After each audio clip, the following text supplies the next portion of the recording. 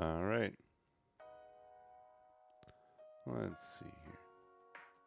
Hey, how's it going? Laggy already? How you doing, vibing?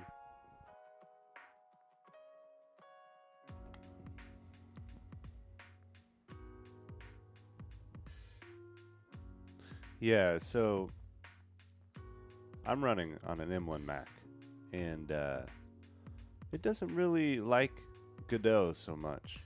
This, it has a problem with this, especially when I do this. Watch this.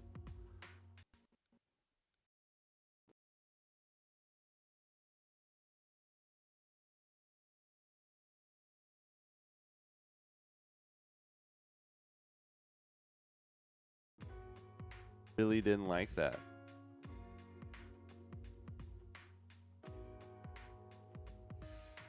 You see what I mean? Super laggy when I push the play button. So I think it's time for an upgrade. I think it's time. I've been fighting it for a long time. And it's such a simple little thing playing on the bottom. So this is what I'm building. I'm building a quarter screen idling game. It's about a cat.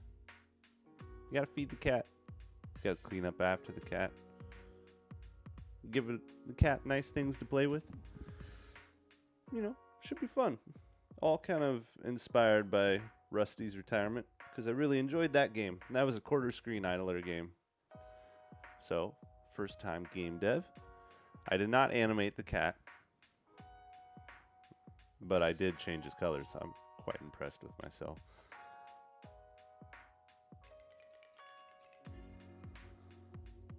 So, the last thing I added was the animation of the food being eaten, but what I need to do is that the food bowl being filled, which would happen on a click,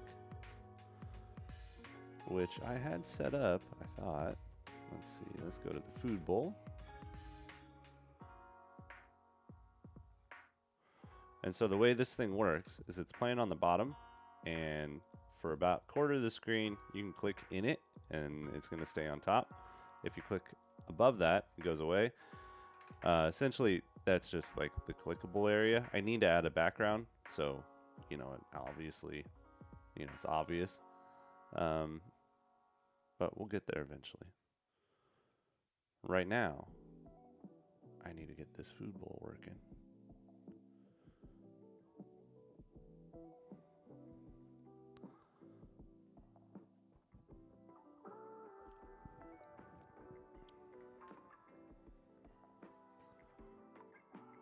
Alright, let's see here. The food bowl. And we're looking for an input event on it being clicked. For whatever reason, it's not working.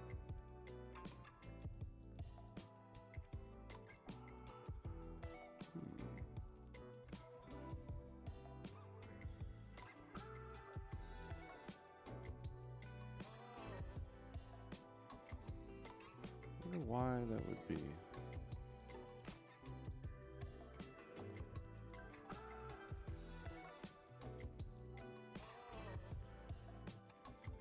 I feel like I had this problem before. Let's go to the cat. We have a mouse event somewhere in here, don't we?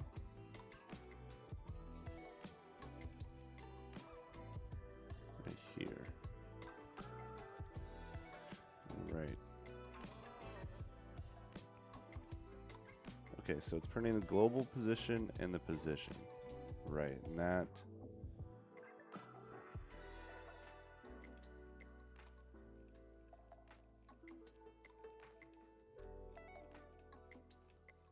That makes sense to where it is. Let's click the 2D.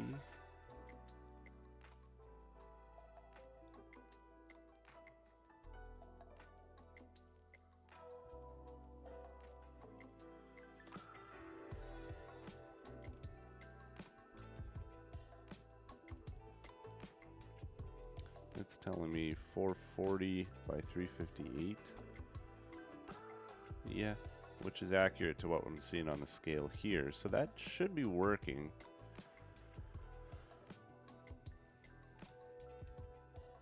But no dice. I should be getting a signal that says,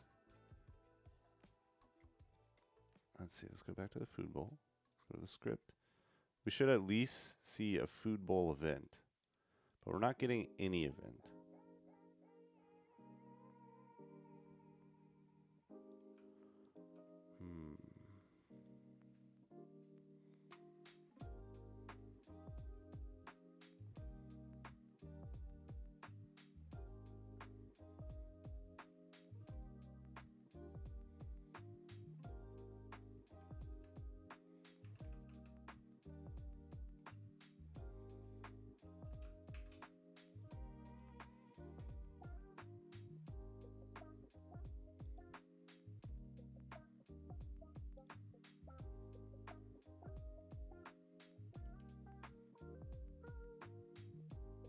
I need some music that's a little bit more energetic.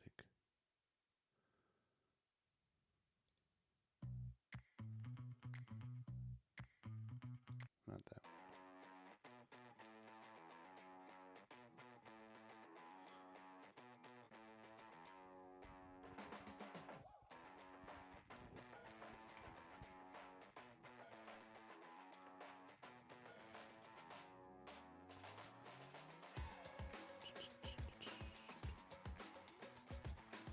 We have a food bowl. We have a collision area. And we had a mouse input event. Let's try this. I'm curious if this works. Mouse entered. Put it on the food bowl here. Connect.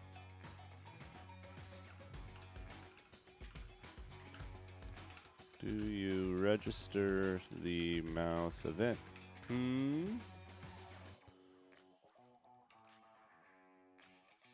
And lag starting now.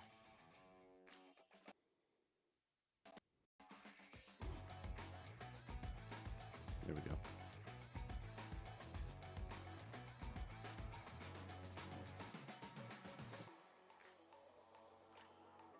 No.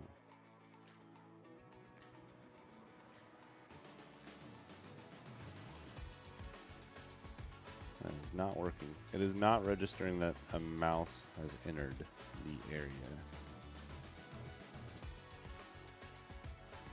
Interesting. All right, time for trusty Google.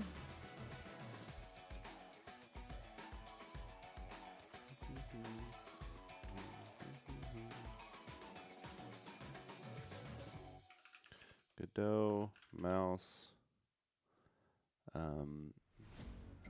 click event on area.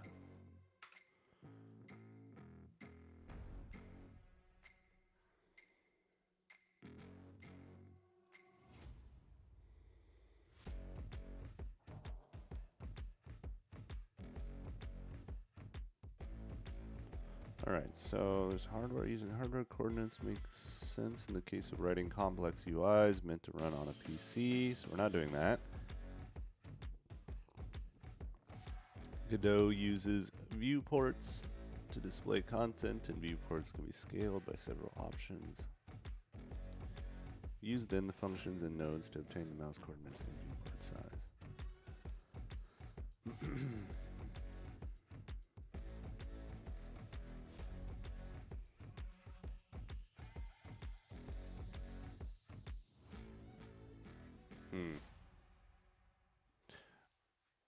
Okay. I mean, I know that's happening already.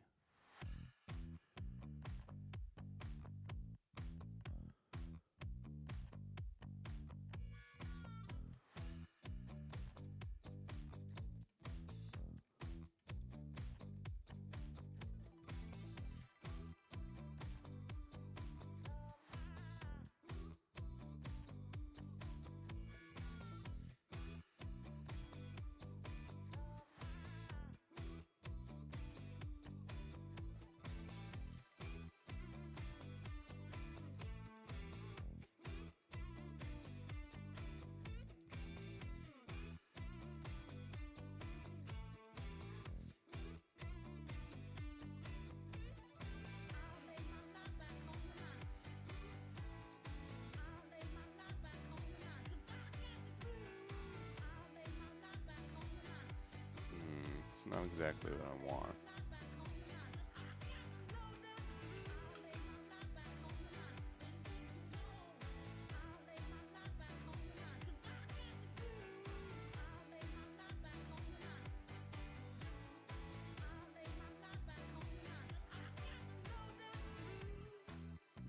That's what I was just looking at. Do, do, do, do, do, do, do.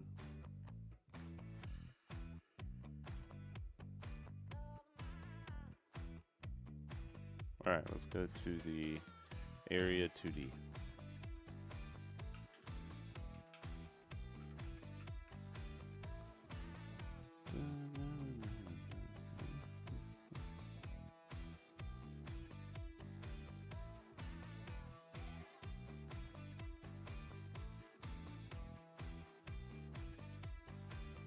I wonder if the problem is that the signal is going to the parent object. Do you think that would matter?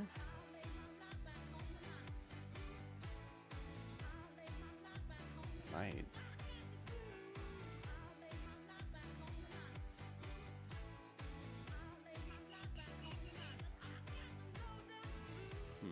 I don't think so. I don't think so.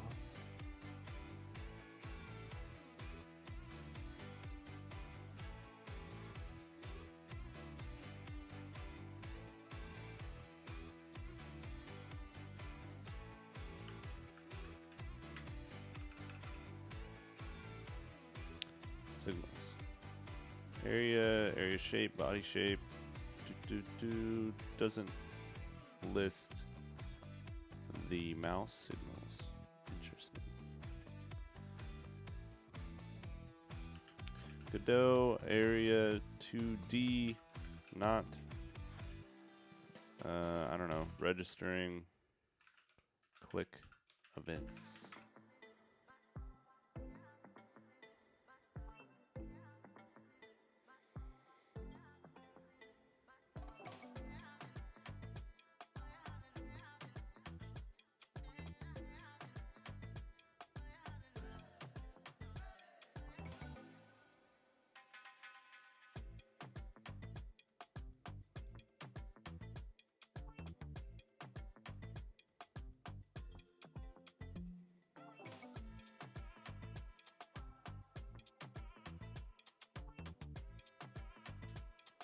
Okay, that's been resolved.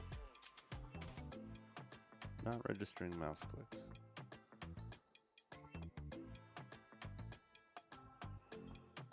Only mouse motion.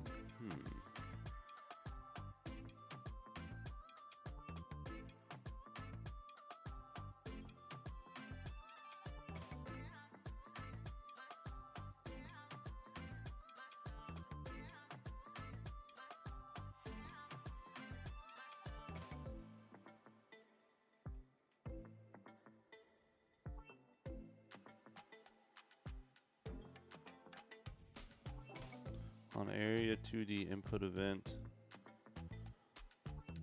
Yeah, but we're not even getting the...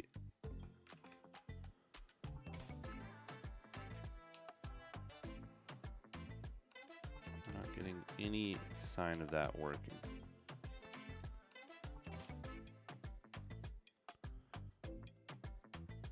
We would see food bowl event if that was working, but we're not.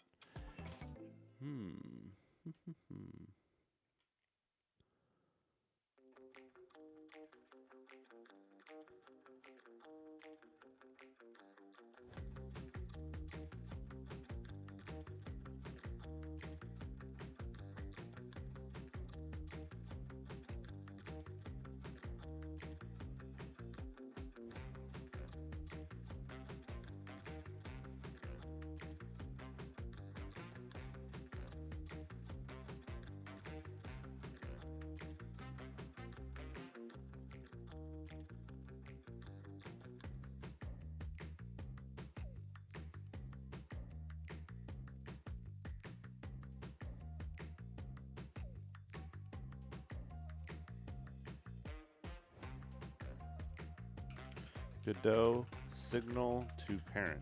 Is that possible?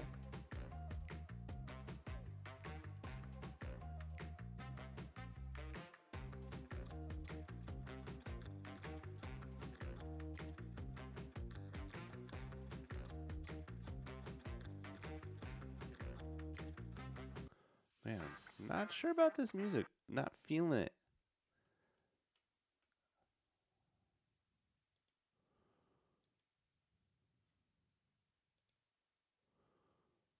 How about this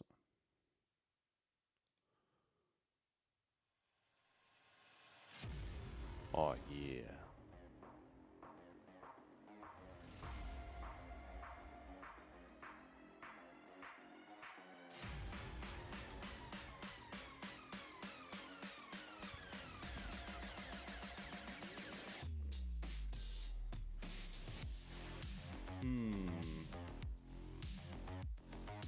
It is a mystery.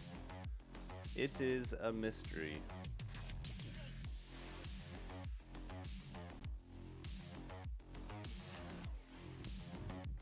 Do I need to connect it somehow? I don't think so.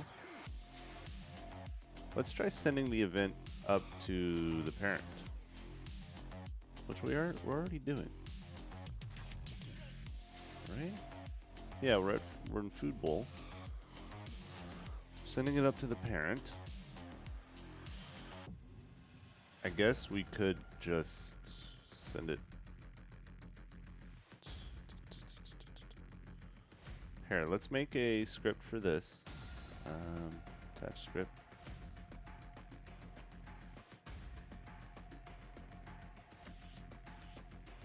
I guess. And then we can do func input event. Let's print some Food Bowl event. All right. And the lag starts now.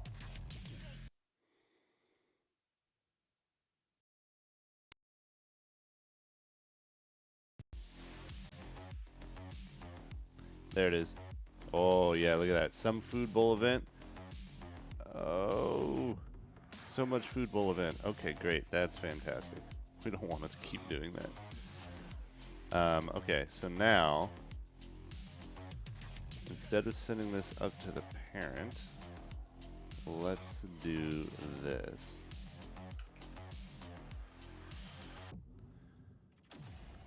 Now, this will make it where it'll only...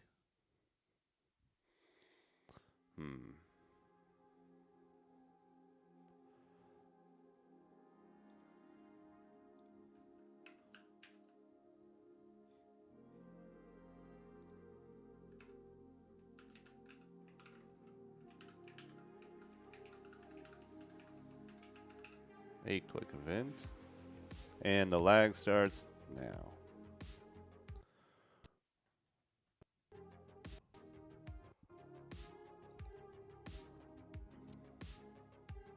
Animation player was not declared in the scope. Yeah, you're right. It wasn't, was it? Is there a shortcut for this? Command B. Nope. Command B. Command B. Command B. Command Shift B. Why doesn't that work? All right, lag.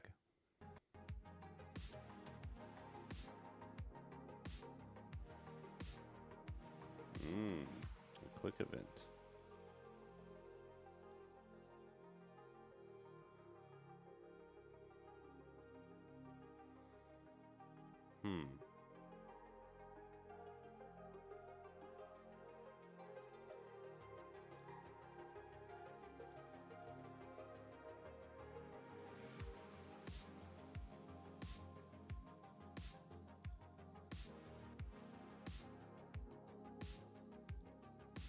So why don't these register?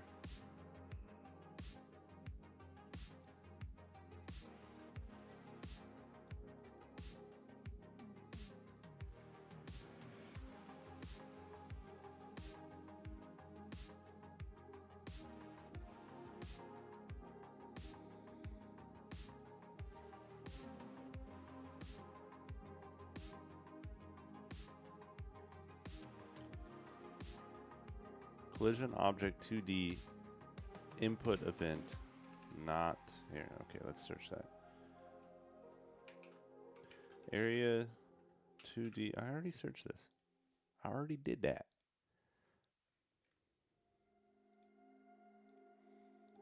Here. This is a good question.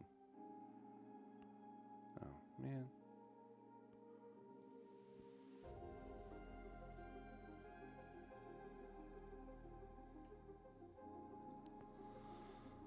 Node communication the right way.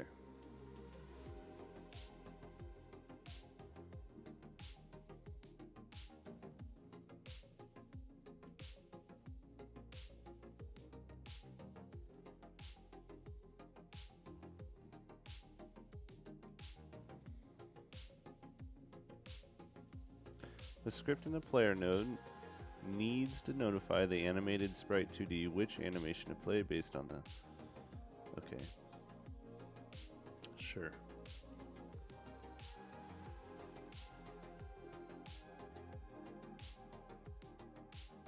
Signals should be used to call functions on nodes that are higher in the tree or at the same level. Okay, higher in the tree, right? You can connect signals in the editor, most often for nodes that exist before the game starts.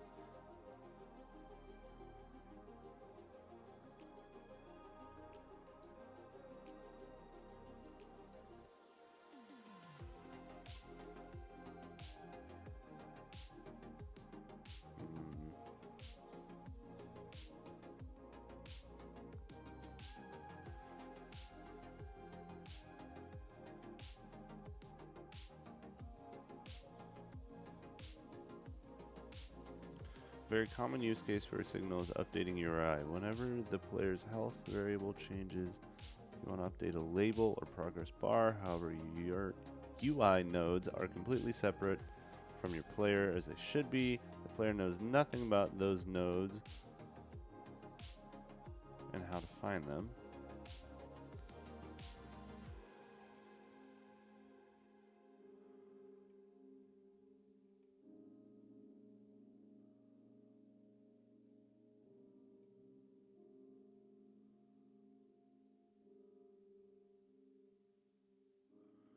I see.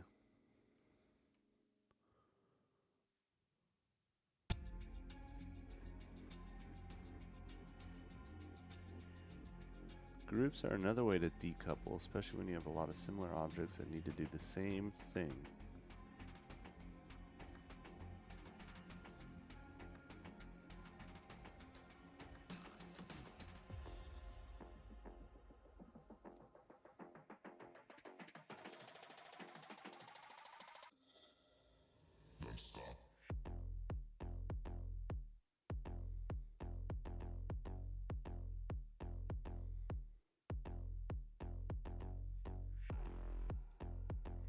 Let's rename this thing.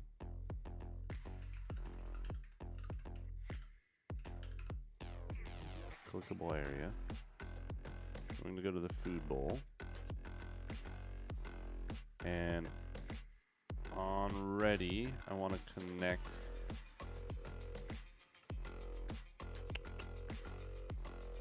is that what I want to do?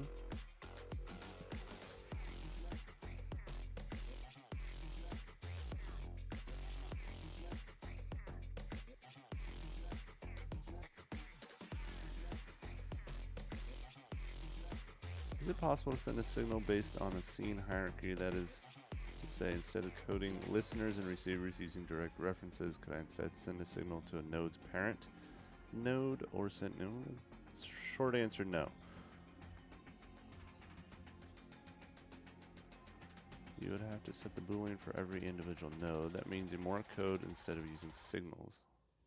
Okay, so that using signals for this is not.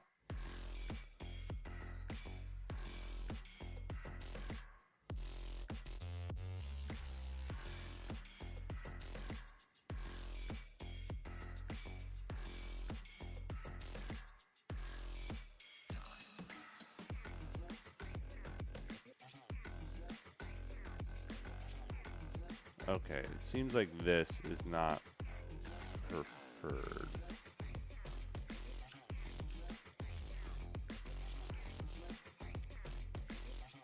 So let's see if this will work just regularly. So let's do this. We're going to connect it actually to myself.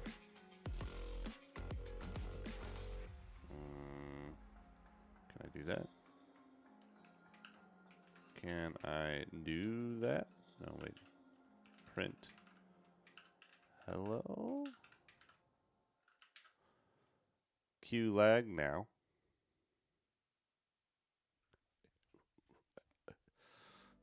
There we go.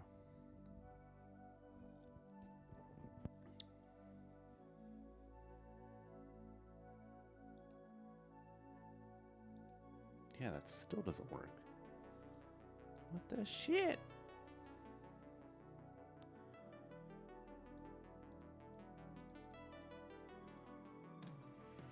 Why doesn't that work?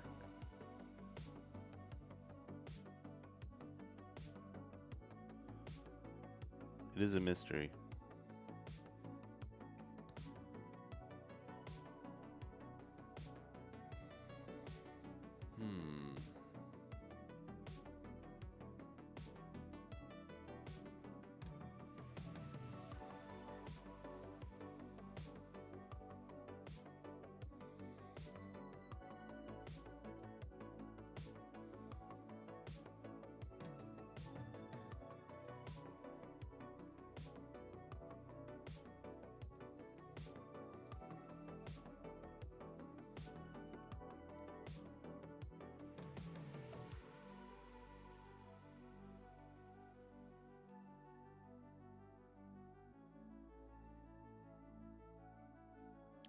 Am I setting this up wrong? This doesn't seem right. This doesn't seem right.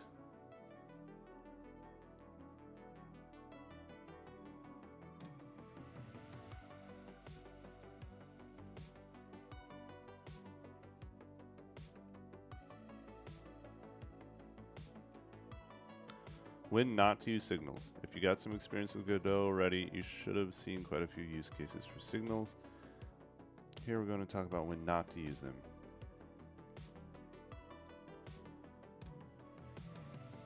We avoid bubbling signals. So that is to say re-emitting a child's signal from its parent or owner. Okay.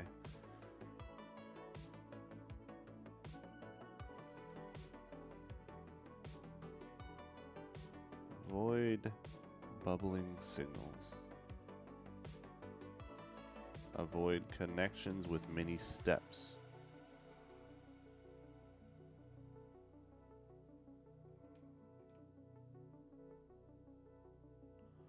We need another node to react to a specific one-time event.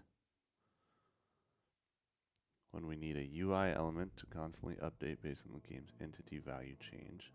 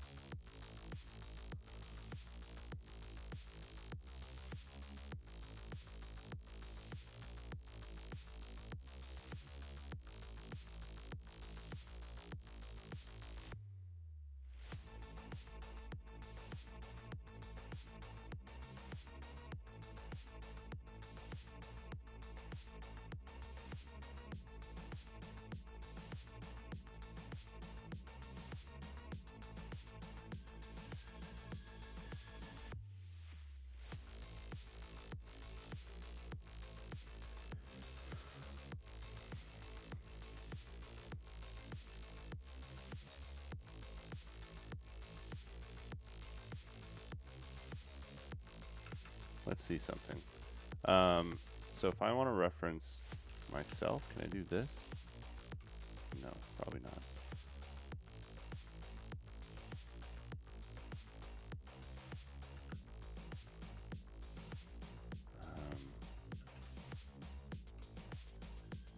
How do I get the...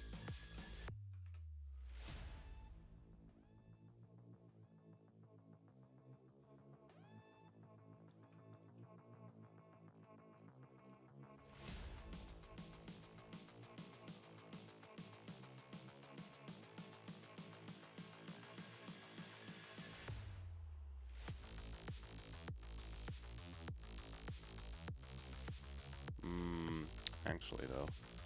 Did I set that it was monitorable?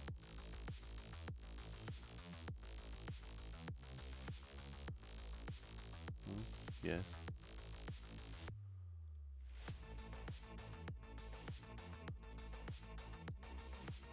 Pickable. If true, this object is pickable. A pickable object can detect the mouse pointer entering and leaving, and if the mouse is inside it, report input events. Requires at least one collision layer bit to be set. Collision layer bit to be set. What does that mean?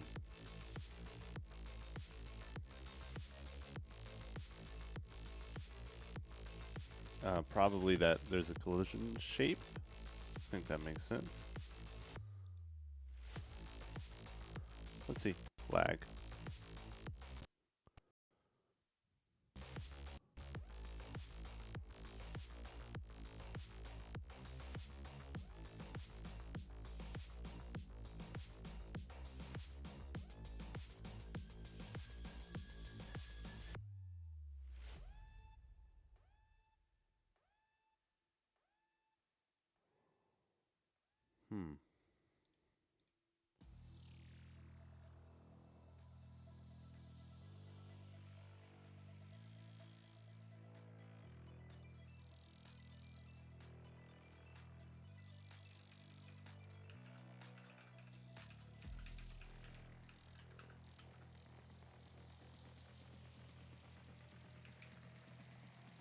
Alright. Updating the title. Help me, Godot experts. I need help.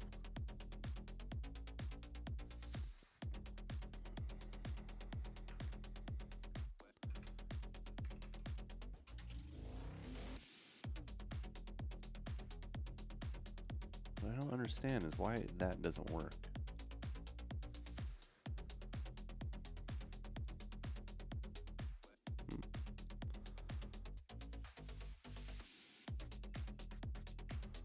Is it because...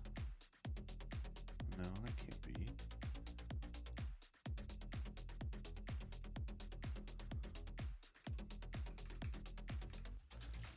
Alright. Godot. Why mouse events not signaling?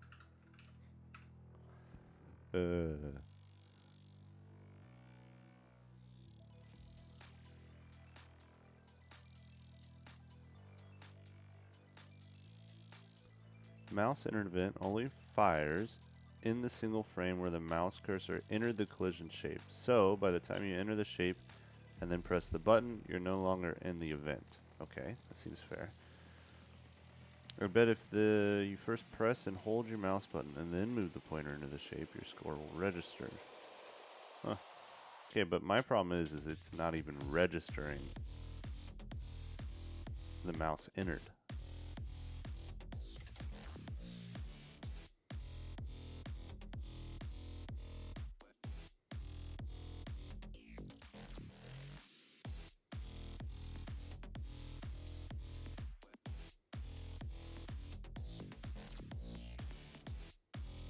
A control node will capture the mouse. You can alter this behavior.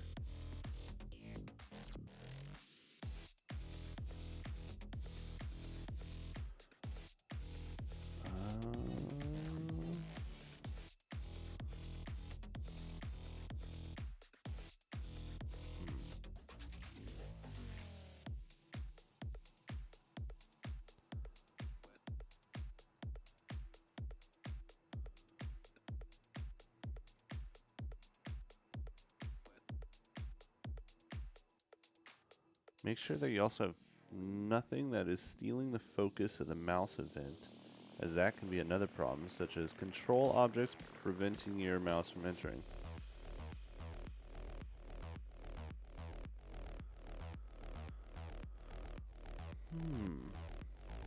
I do have some control options here. I'm not using them, so we're going to delete them. Delete nodes. Yes. Alright, lag now.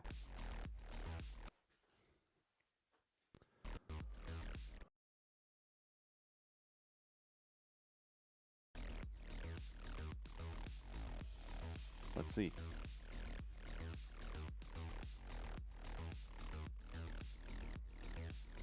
No, that didn't seem to do it.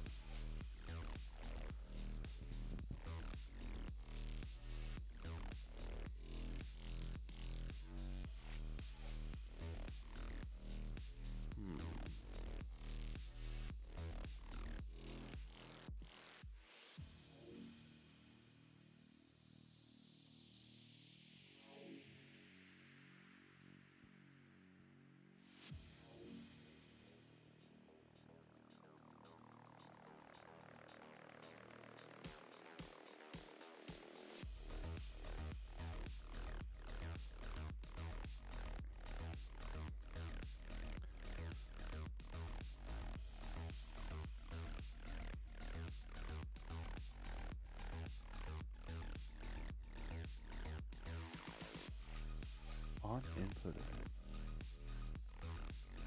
Wait, where is this one going to? Yeah, that one's not firing. And that one's not firing.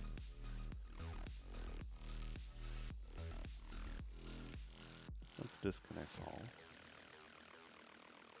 I'm going to connect. I'm going to rename this. Send it to the food bowl. On food bowl mouse event. I don't know. What are the advanced options? I don't want any of that. Okay. Print something. I just want there to be a mouse event. Lag now.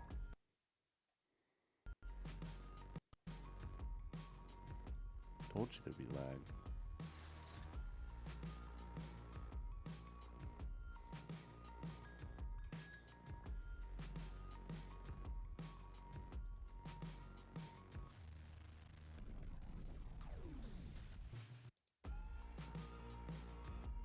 So weird.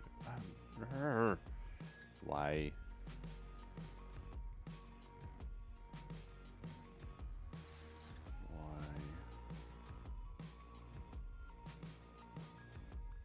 Alright, is there a different way to do this?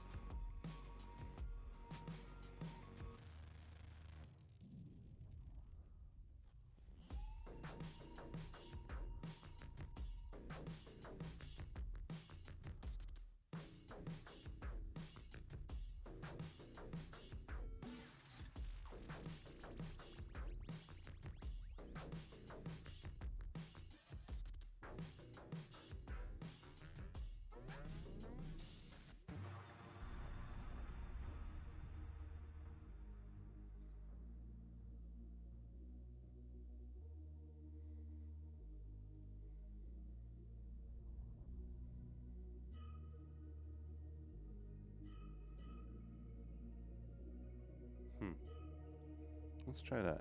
And Q lag.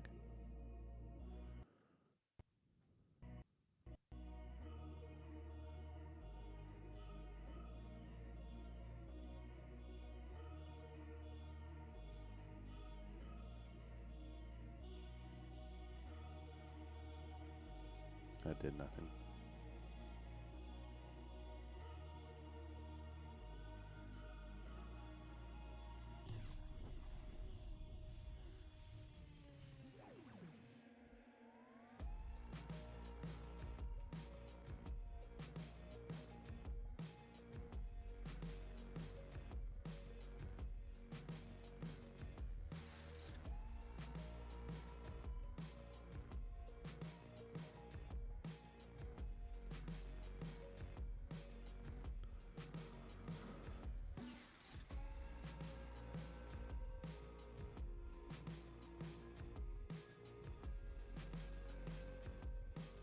Let's see. What is this?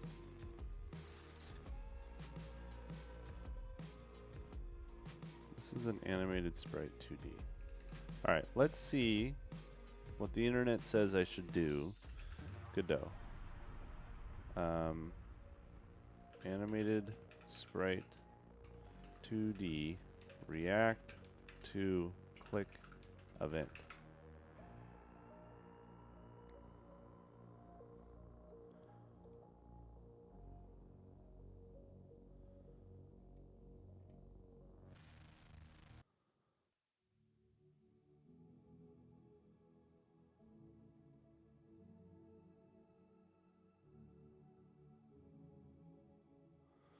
is add an area 2D to which you can add collision shape 2D, right? Which I've done to define the clickable area.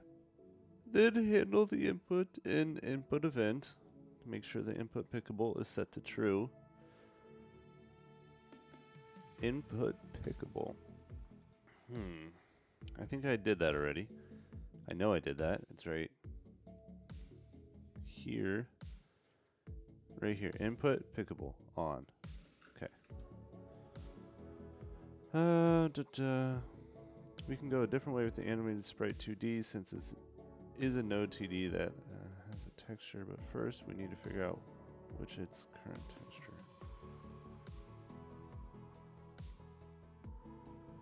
Do I care about this part?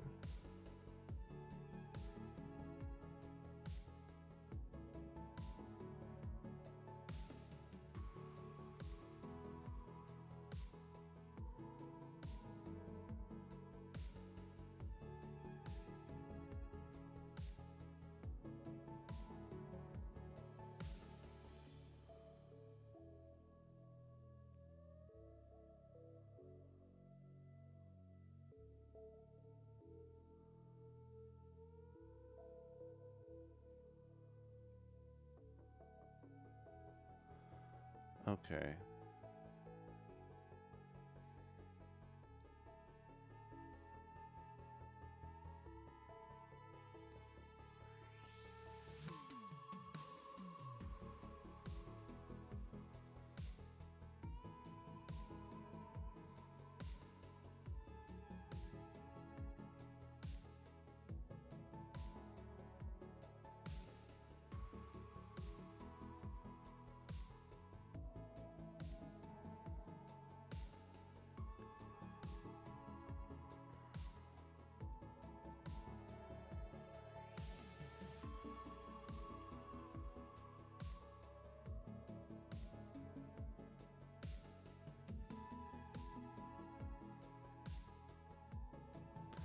Let's do this a different way, because we know that it registers the click event, right?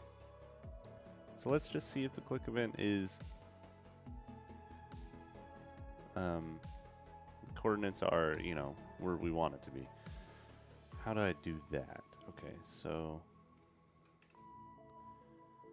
get coordinates, get area of area 2D. Goodo.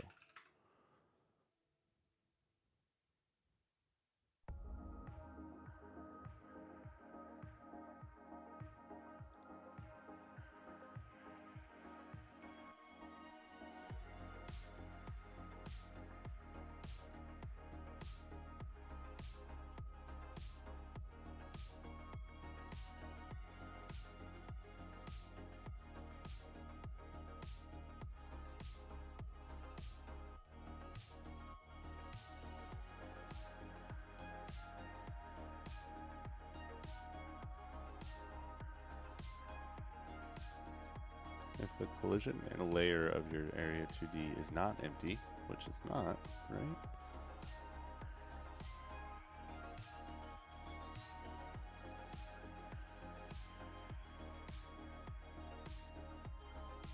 What does this mean? Disable mode.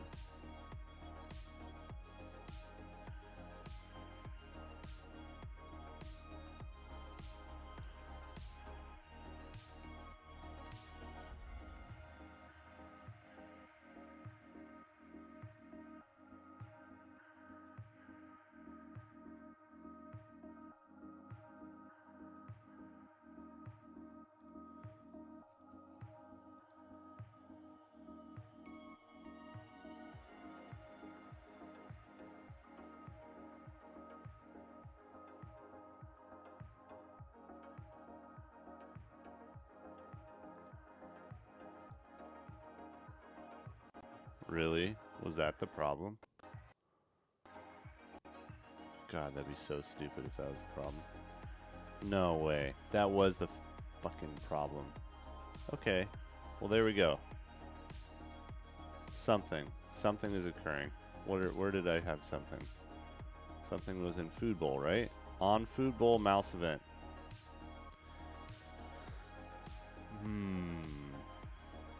Yes.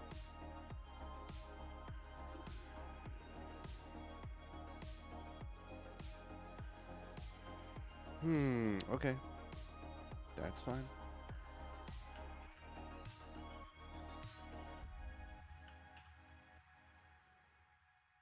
Delete that. All right, lag now.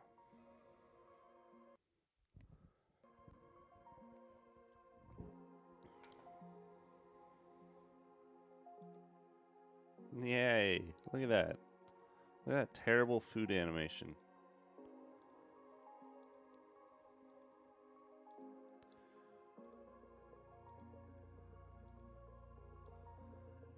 Yeah, that could be better.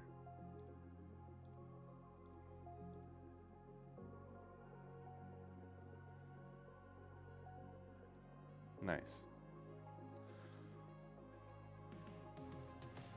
Game Developer Pro. Joop. All right.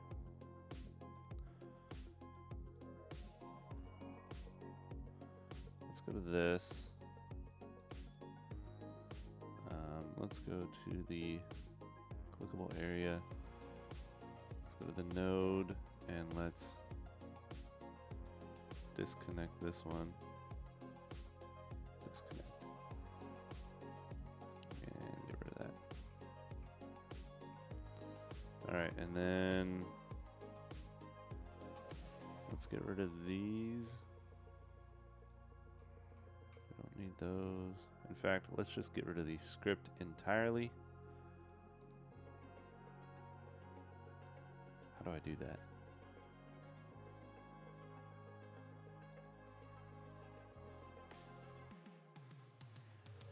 I don't know how to do that.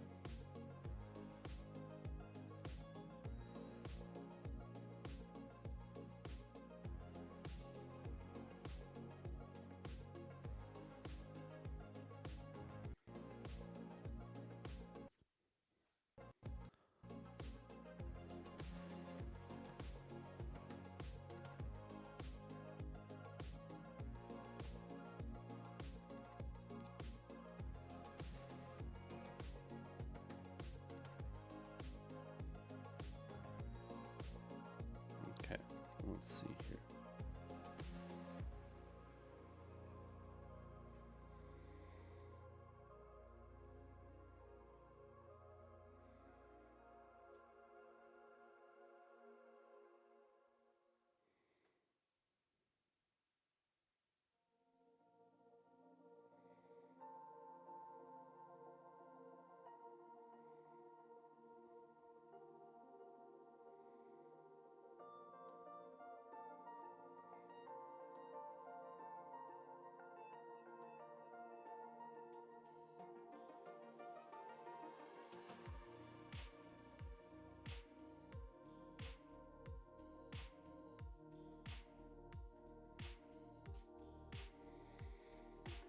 All right.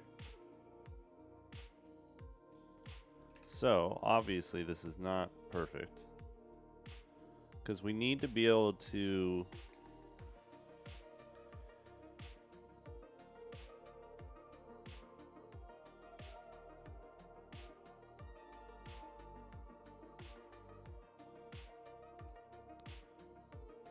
when the cat enters the food bowl area, right?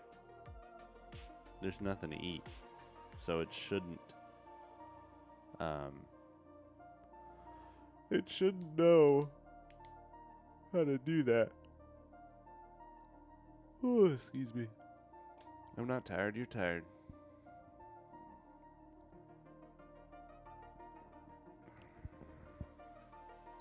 So we're gonna need some, food bowl state boolean somewhere,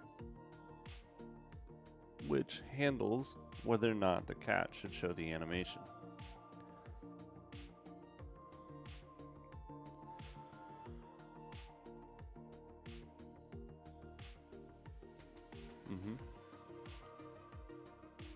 Okay, so how would we do that? Probably in our cat script.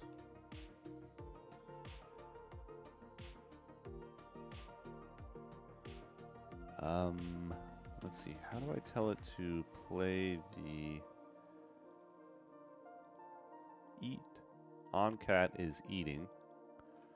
Where does that happen? Go to that. Go to that. On cat is eating. Find in files. Well, that's a pain in the ass. I don't want to do that. Let's go to the cat. Cat is eating. No, not that is eating. Cat is eating. Ooh, this one's hard.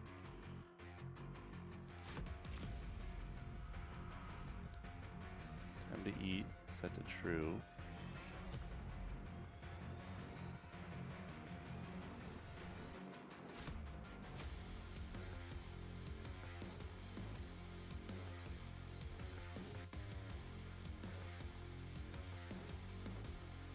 It would be better for the food bowl to hold the state and we just say, hey, food bowl, what's the state? Is eating. Okay, that emits. That's what it is. Right? Because that way any object that wants to interact with that food bowl can just say, hey, what's the state? And the food bowl can tell you, right? So let's go to our script. Is there a way to have a public variable that's accessible from a sibling? I don't know. Well, actually, no. In the cat here, in the cat script, don't we have that? That's what this... One of these...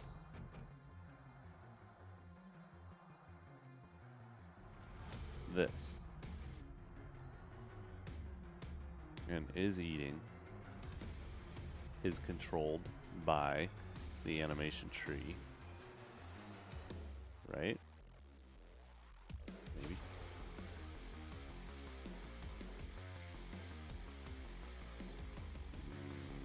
No. It's not like that.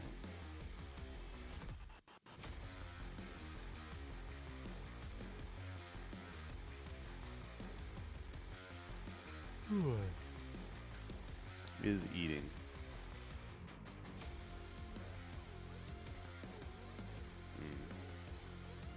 I forgot how I handled this.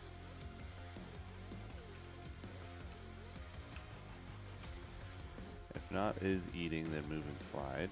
If is eating,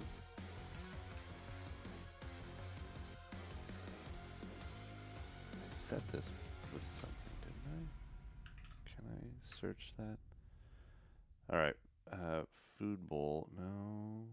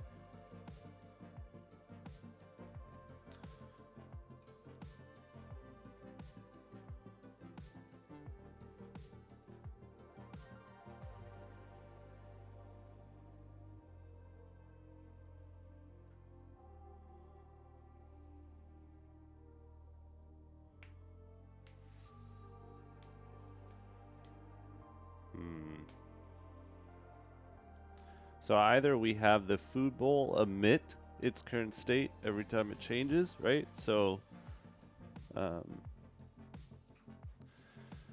And then each of the nodes can hold on, like any node that wants to listen to that can, you know, store the current value, right? That seems good. We're quickly going to run into an issue where we have too much going on in this file and too many variables. Like this is eating. We're using that to determine if we move.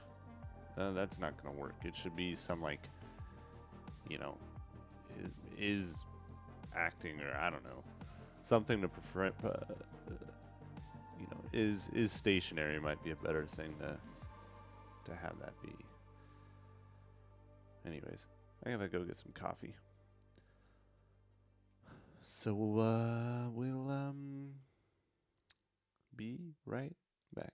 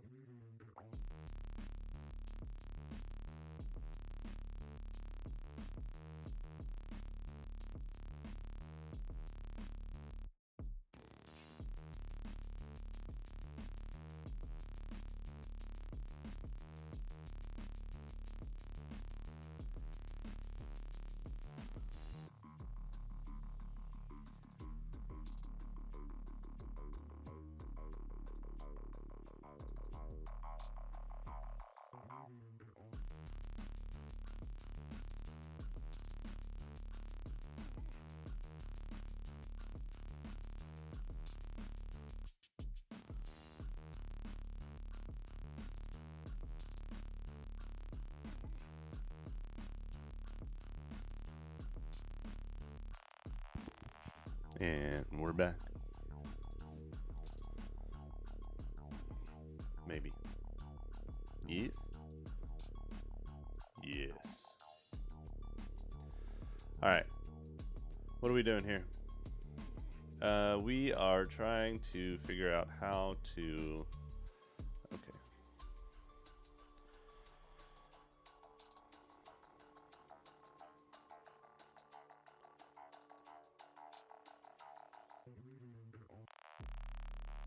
All right, let's think through this logic. There's two ways of doing this. And I'm going to assume that Godot can do both things. One, we emit a signal.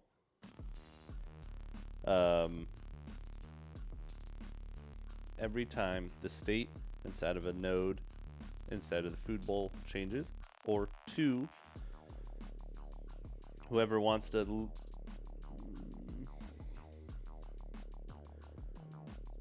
The other one is that you go to the node and request the variable, right?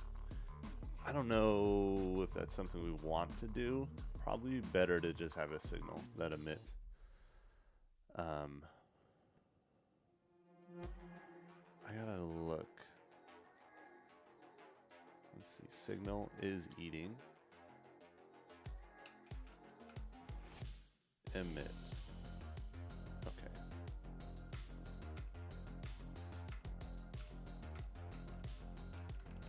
So, I don't know. What's the best practice for this? I mean, the nice thing about just emitting the value is that the food bowl doesn't give a shit who's listening. It's just emitting.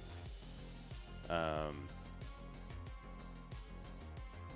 then to connect to that, doesn't the... So let's go to the food bowl.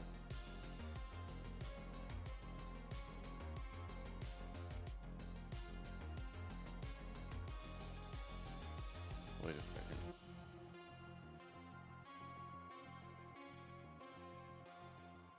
On cat is eating. Right, we connected that through Godot itself.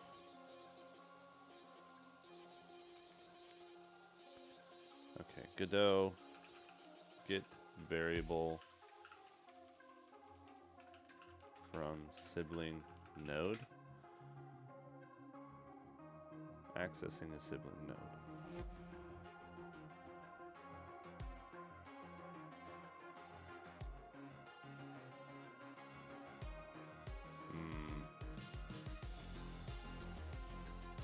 really want to do that.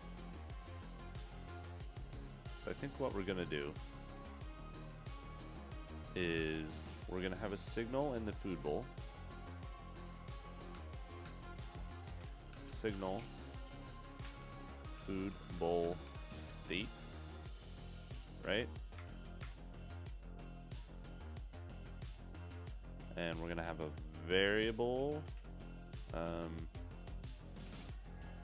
is empty. They had a nice way of doing that. Where did I see that?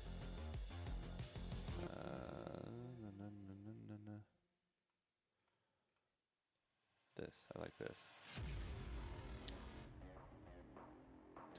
Didn't we listen to this? Alright. Let's do that. We'll change this to is empty. Is empty. Okay. And then on each set we should just emit the value, right? So food bowl state dot emit value.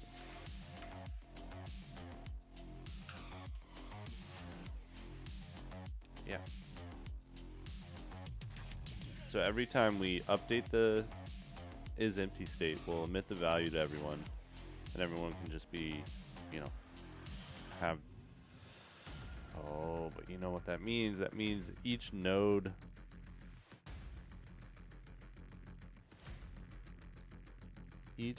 that wants to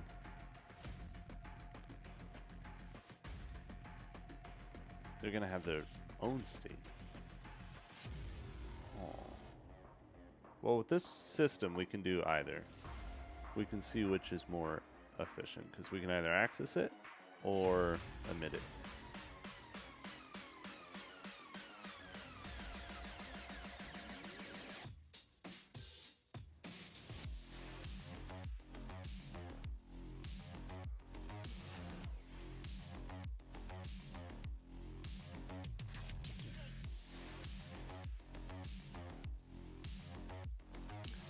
Godot best practices.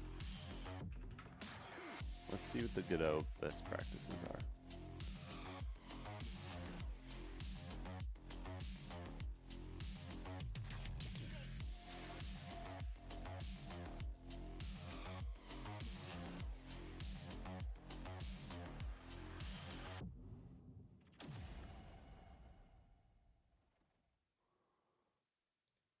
Okay.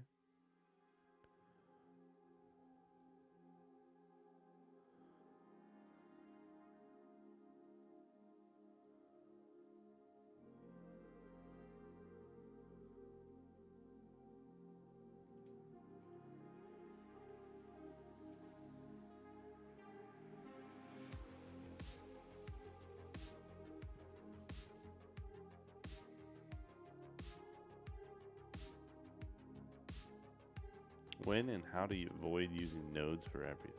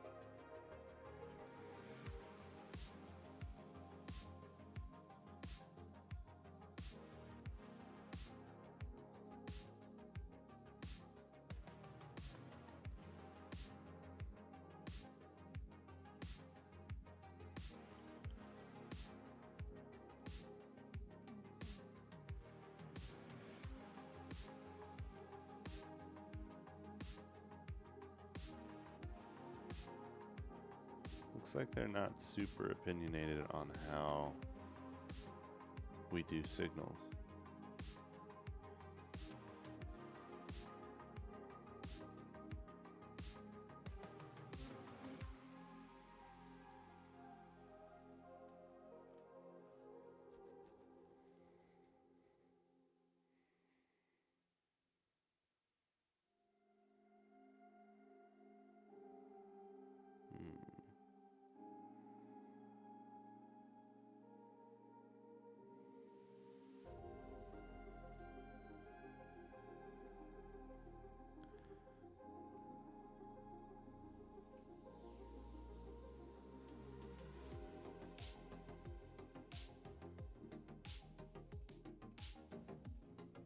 Okay, so they're not opinionated about how I do this.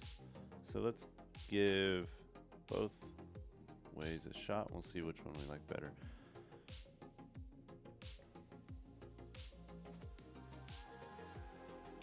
The only problem with emitting this state is that every node that wants to use the food or wants reference to the food bowl will then have to hold, you know, its own state for that.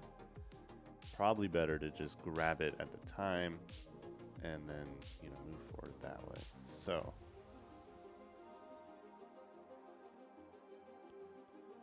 I'm gonna want to do get parent and then get sibling.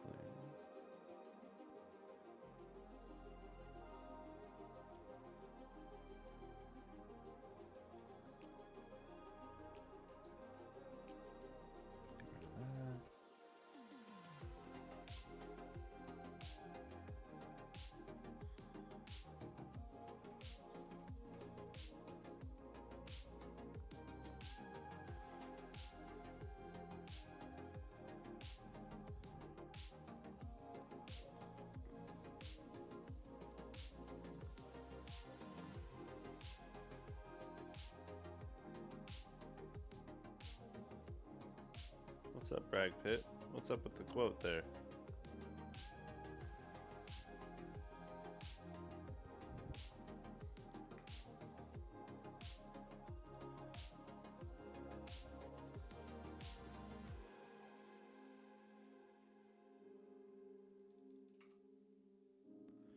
I need to start organizing this a little bit better.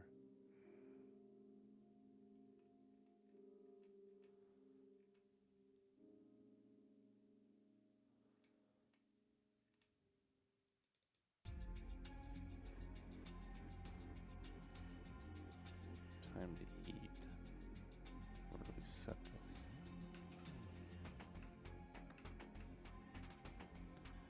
Right. So on food bowl entered, we just assume that it's time to eat, right?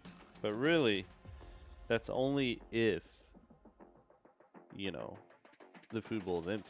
So on this point, let's do, or is not empty. Get parent. Nope. Get child.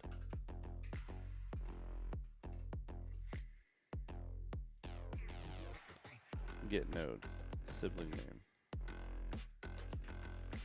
Get. Oh, so we did this wrong. Get parent. Get node. The node name would be food bowl.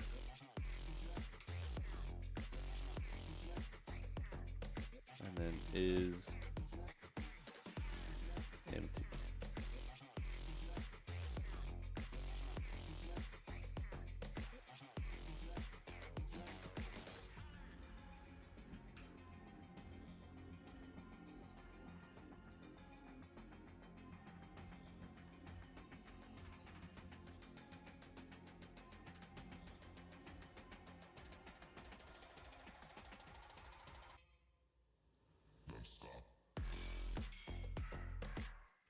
I want to knot the whole thing. There. Will that work? I don't know. And cue the lag.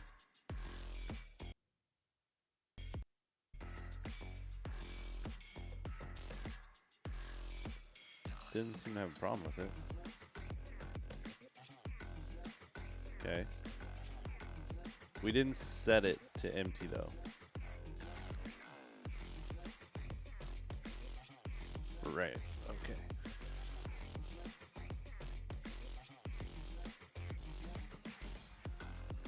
Food bowl, food bowl, food bowl. So here is empty is equal to true.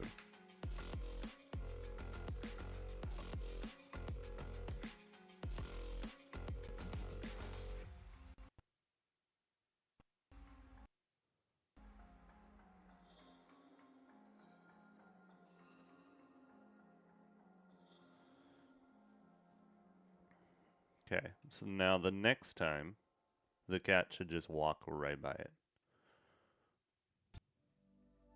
No, did not. He did not. Stupid cat. Alright. Let's see. Alright, let's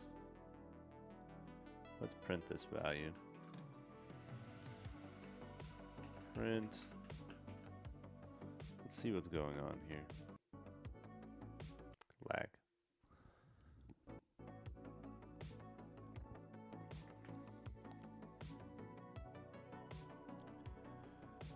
Okay, and then false, which means true. And we should get it again, and that should be... Oh. Right. Because we stupidly have this in 2 spots. We need to change that.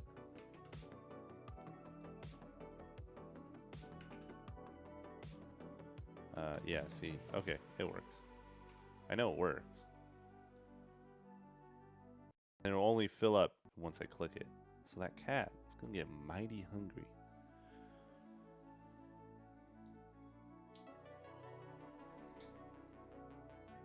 Okay, he can eat. Then he comes back, and there's nothing to eat, so he walks right by it. Look at that. What a smart cat. Not eating food that's not there.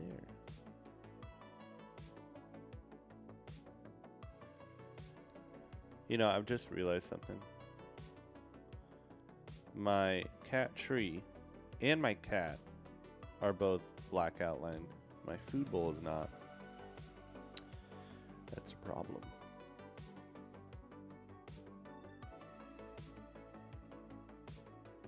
Is a problem.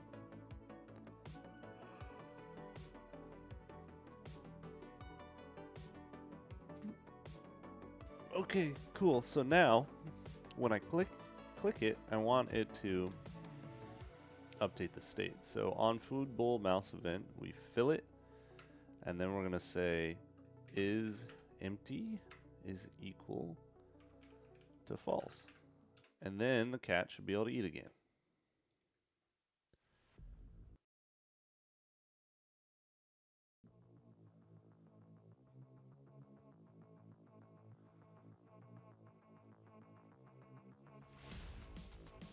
Boom. Click. Now there's some food back.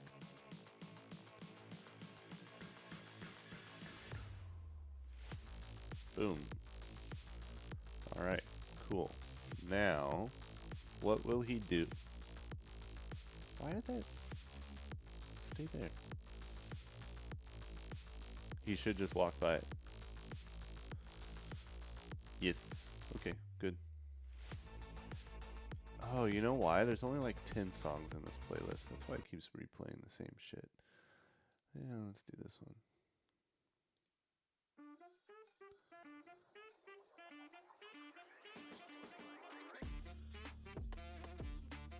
Okay. I'm happy with that.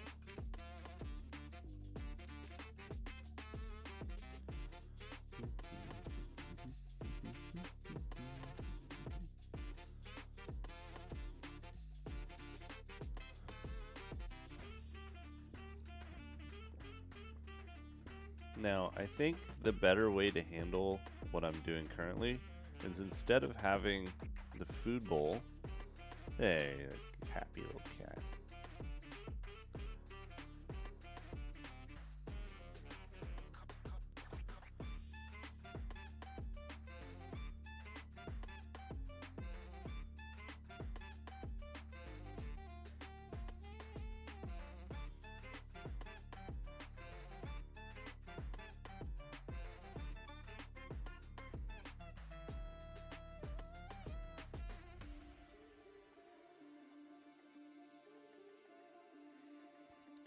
Alright, I think it's time we take a little break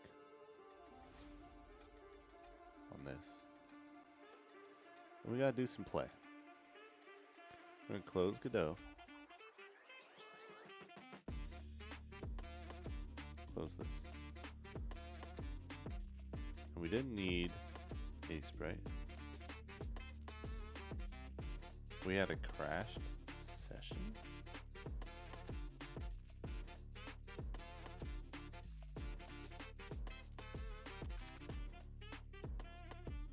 I don't think we did.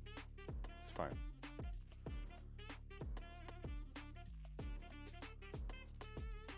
We don't need any terminals open. There we go. Alright, so now that we have all those things closed, it's time to play a little bit of Slay the Spire. Just because I want to. It's my stream. Do what I want.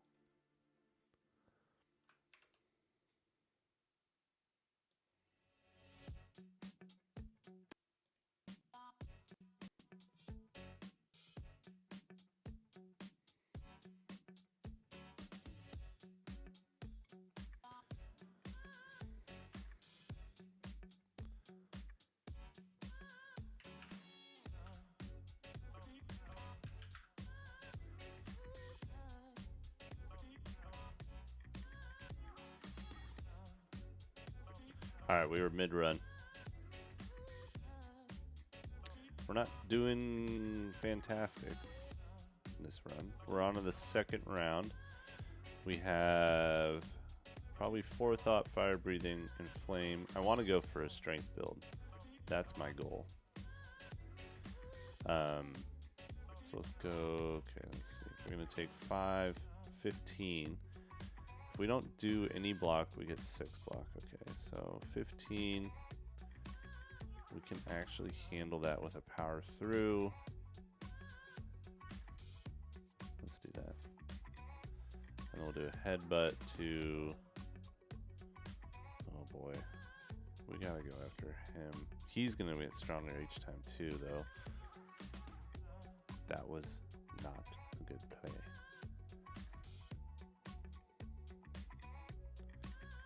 Alright, and then we'll also defend and turn.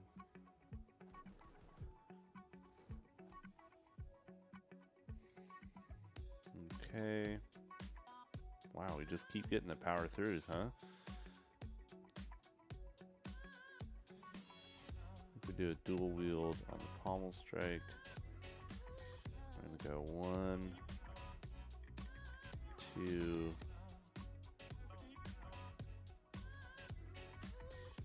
3. I want to use the Inflame, but can't right now. Need to get rid of him. Alright.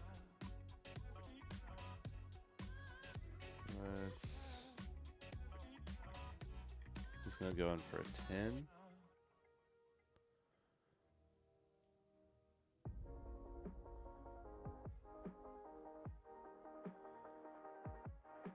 I don't really want any more of that, but I don't want to take any damage. So we're gonna go with that.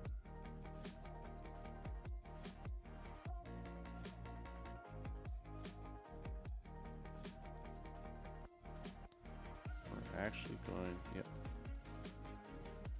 And that's gonna be that'll cost 0 next time. Didn't take any damage. Let's put Fire Breathing because then we'll attack him every time. Attack. we're going to take 14. I don't want to take 14. Okay, we're going to start doing some damage to him. Yeah, because each time of these dazed come out, you'll take 6.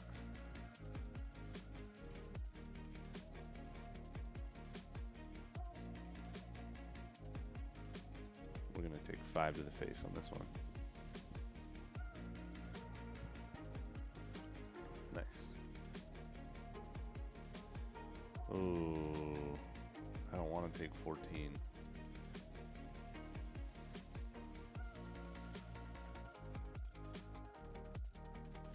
I don't really have an option though. Shoot.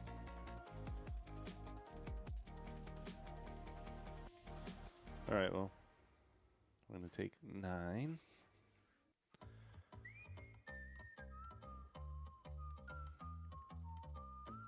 Block potion. That would have been useful. Yeah, I want to keep those. Alright, so we're looking for things that give me strength. Whenever you lose HP from a card, gain 1 strength. I don't love this card because it means whenever I do damage to myself, you gain strength. Deal 7 damage to all enemies. I mean, these two kind of work well together, don't they?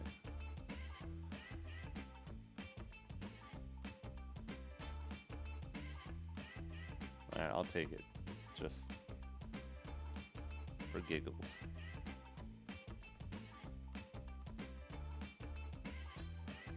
Alright, we have 2 cleaves and a forethought.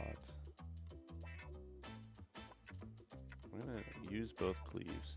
We're actually going to put the forethought with these 2 so that they cost 0 at some point.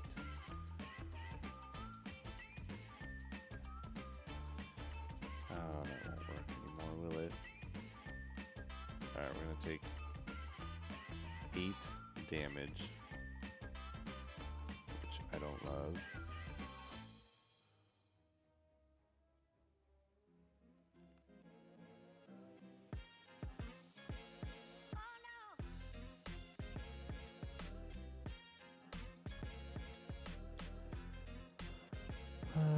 If I do this, there's a chance that I get more defend. Yeah, there we go.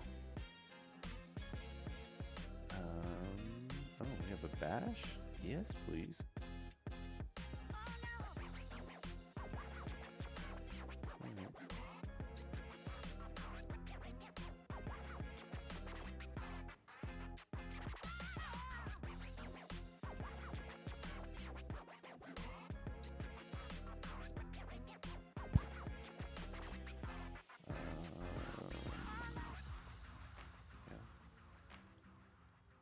Really no point in doing this, but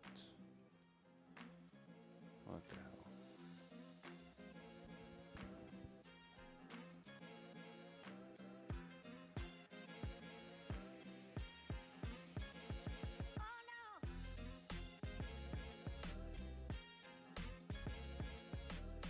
Hopefully they all cost 0. Look at that. Wonderful.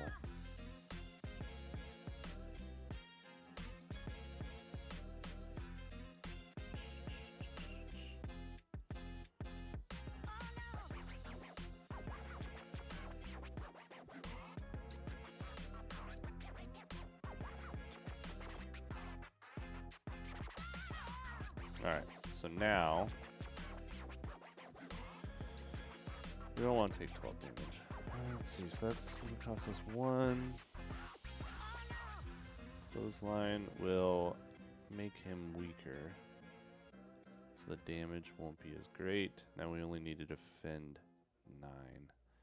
Iron Wave will give me 5 block. Oh, we could probably just go to the face, right? Yeah.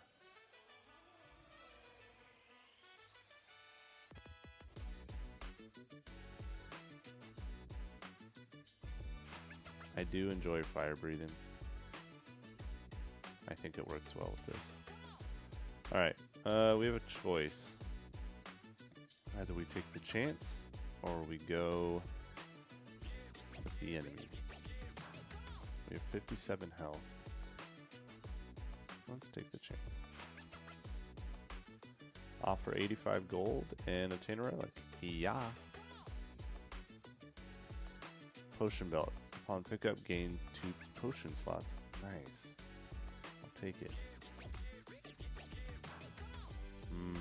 These guys are bastards. Okay.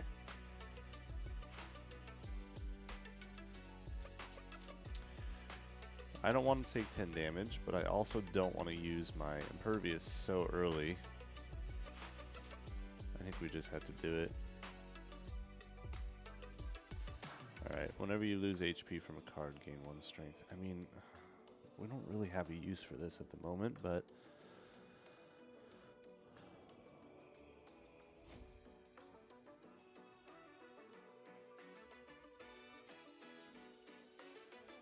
we need to get rid of the cultist first. So he can ramp up in strength pretty quickly. Okay.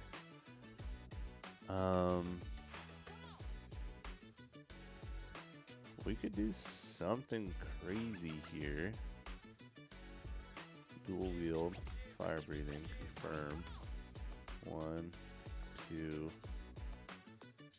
3, forethought, and we'll gain those 2 things back.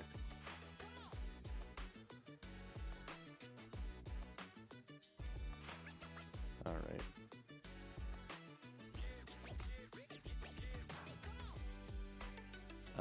We need armor, but we'll get 6 if we don't take any, so what we're going to do is we're going to call him Flame and Clothesline.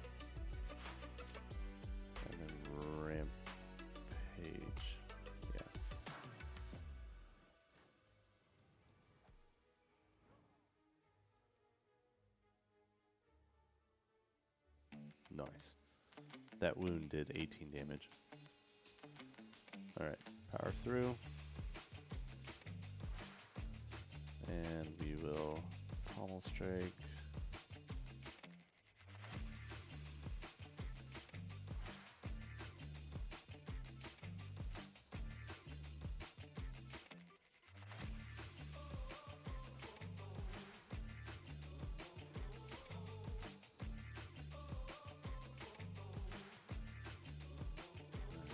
See, we only have to do 10 damage.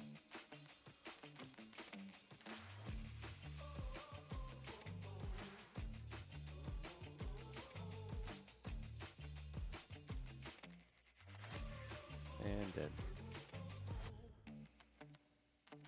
Okay. Clothesline plus apply 3 weak, shockwave, apply 3 weak, and vulnerable to all enemies. This turn, your next attack is played twice.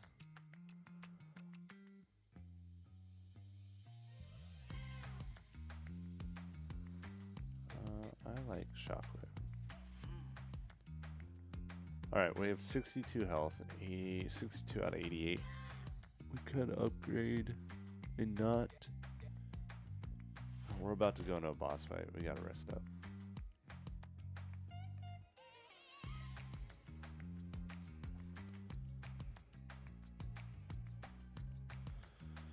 Okay, we have an Inflame early on. That's good. I want to actually see if we can get... Damn, I was hoping for the double, whatever the hell it's called, dual wield, so that we could have a bunch of strength. Alright. Let's do the Inflame. And we're going to use the Forethought on the Shockwave so we get it later.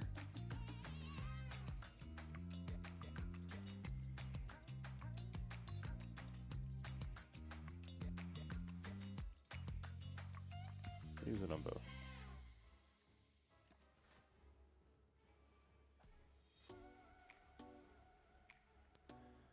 Alright. Not a great time for dual wield.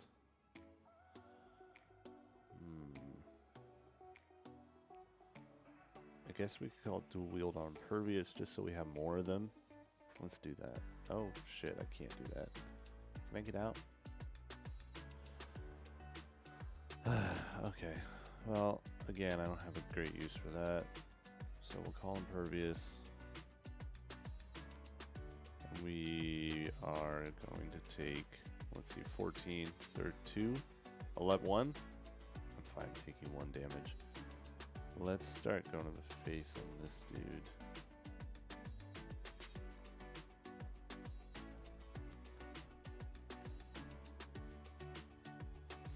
Alright, we have a power through, an iron wave, and a headbutt.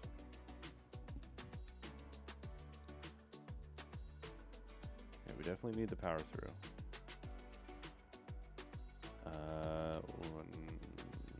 Yeah, we should get the block.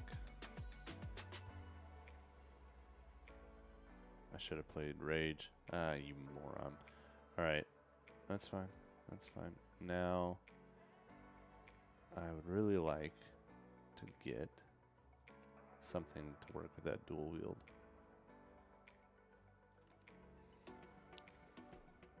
We're going to take some damage here. Alright. Dual wield on... that's not what I wanted.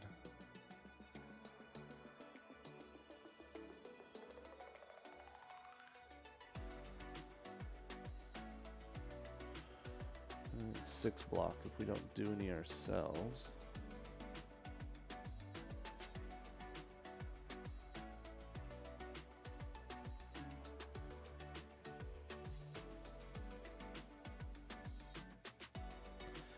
That was not done correctly. Again, that's okay. That's okay.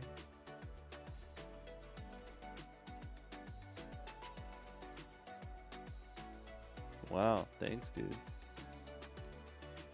I think the bomb is appropriate with a cleave right now. Seems like a good call.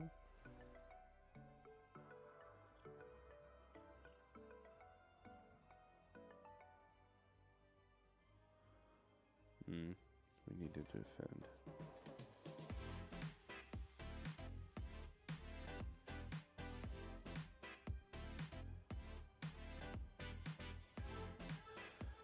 Yeah, we're going to start taking damage here. And also that defend was not a good call because the Oracle, whatever, that was going to do the same amount. Okay.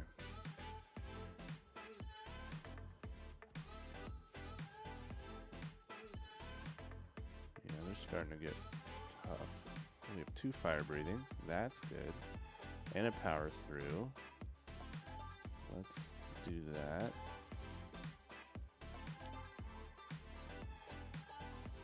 Power through.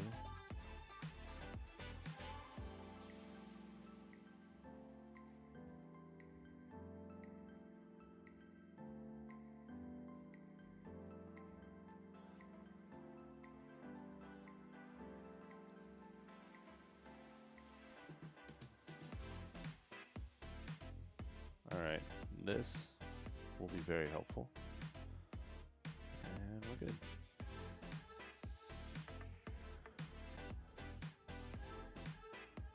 Oh, 23. I don't know that I'm going to survive this. Alright, the 2 wounds. That was a good move. Alright. 15 damage. We're still going to take 8.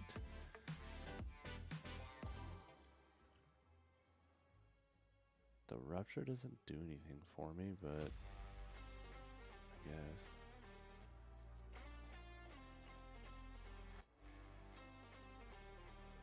All right.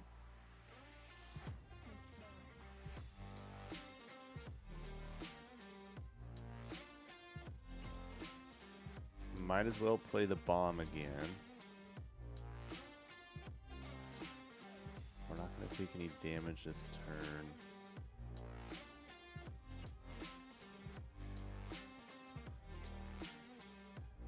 We need the power through.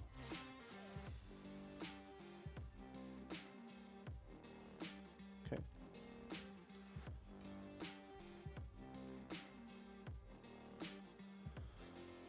18 damage. Alright. Let's take our power through.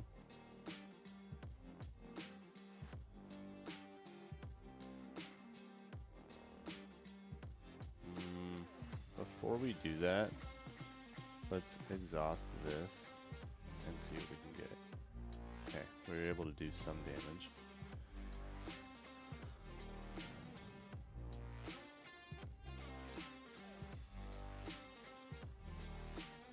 Okay, let's do that.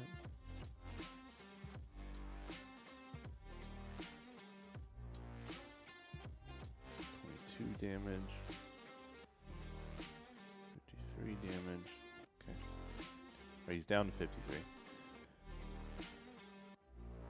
Okay, good. We need to protect ourselves as long as possible. So I think dual wielding the power through makes sense. Wait, oh my god, it's a skill. You can't use dual wield on a skill. That's okay. Let's do this. It's 15. I don't want to take any damage at this point. But I also want to take advantage of this, so... Okay, we're going to take 3 damage. Oh, forgot about the bomb. That works.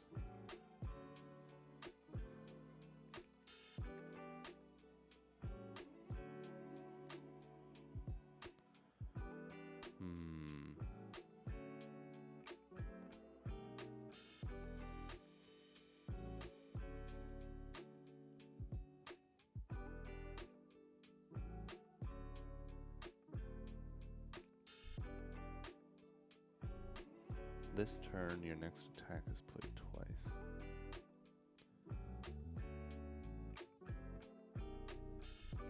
Take the double tap. Alright, empty cage. Remove 2 cards from your deck. Gain energy at the start of your turn. You can no longer rest at rest sites. No, definitely not doing that. Sacred Bark, double the effectiveness of potions. There's no downside to that one. I'll take that.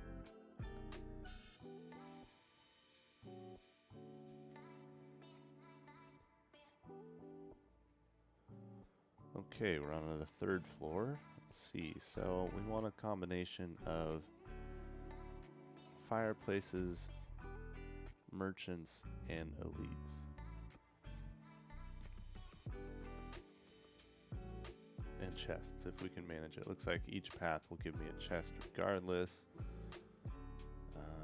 The only path that gives me a merchant is this one. And that one.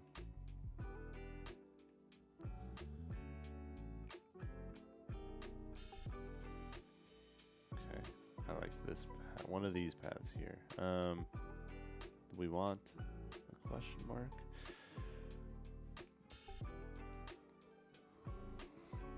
Yeah, let's do it. Let's do the... It's not a little risk. What's life without a little risk? Okay. We're going to take 10 damage if we don't do anything about that. If other enemies are still alive, revives in 2 turns at 50%. Okay. It's actually better not to do anything there because our, whatever the hell that is, will give us 6 block. But also our rage will give us 6 block. And will give us 5. That'll give us 11. Okay, let's do that.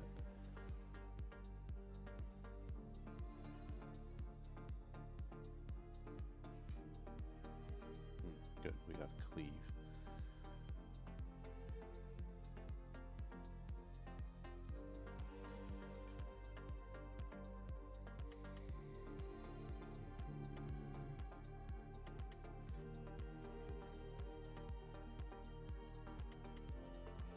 Any damage. I'll get a free strike later on.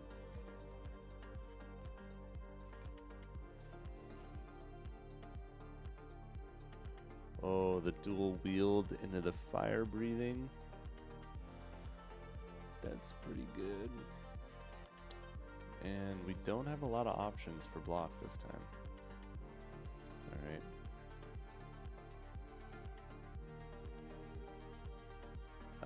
Again, it's better to not block because this will only give me 5. Let's throw on some fire breathing. Shit, let's just put them all on. We're gonna take some damage here.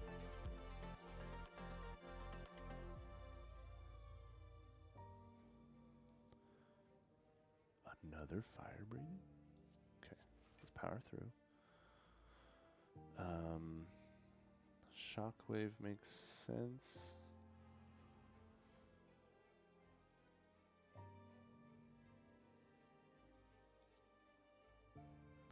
Okay, guess we're taking more damage. Oh wait, no, we won't. We'll take a little bit.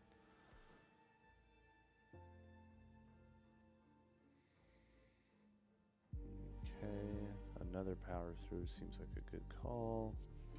Not only does it give us wounds, but gives us defense. We'll take 12, 19. Let's cleave them all. I guess we'll call Rupture because I want it out of here. And then I guess we'll defend.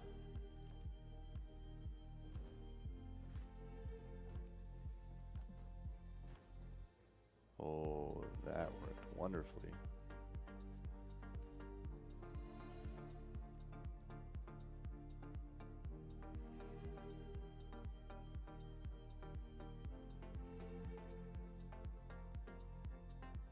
We'll take the block.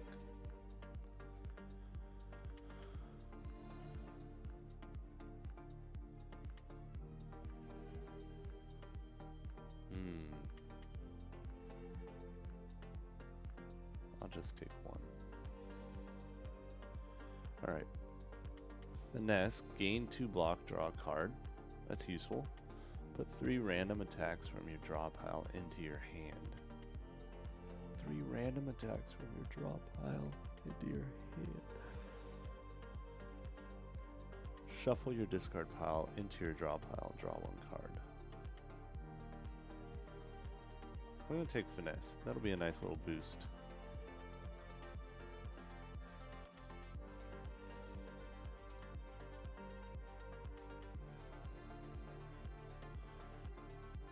Alright, our only defense is going to be this Iron Wave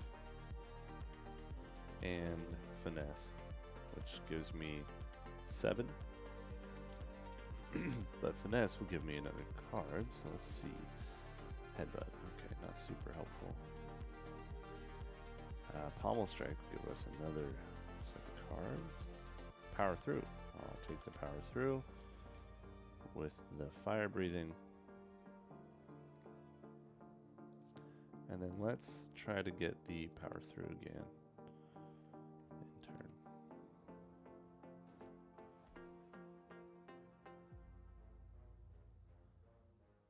Okay, we got the Power Through again. That's good.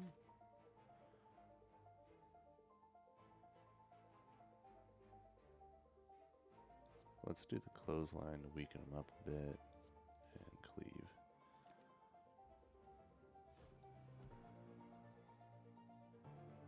Okay, I'll take an Inflame.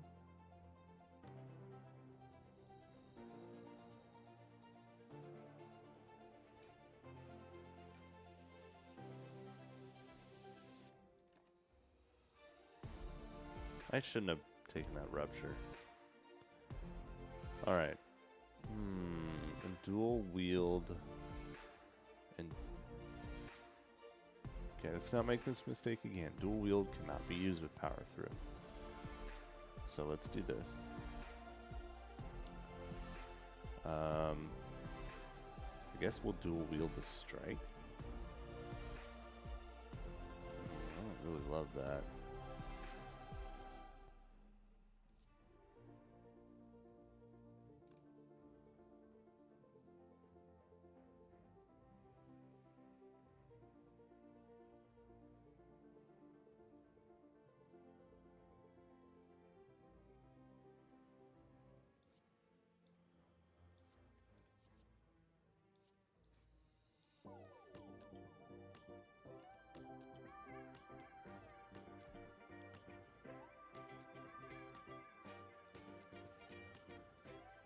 done.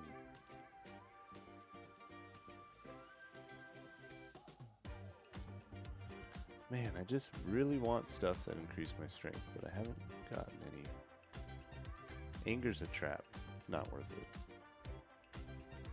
Alright, we gotta go this way.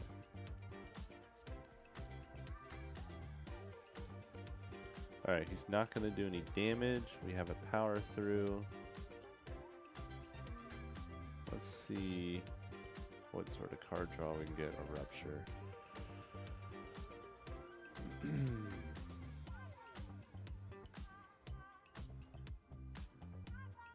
Let's just get that out of the way. Do that. Do that. And we'll do this for the wounds.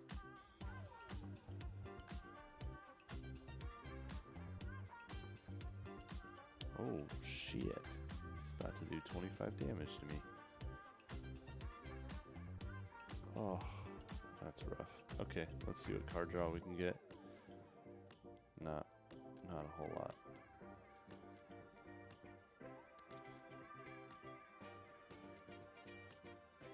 We should have done double tapping than that. Alright, fire breathing.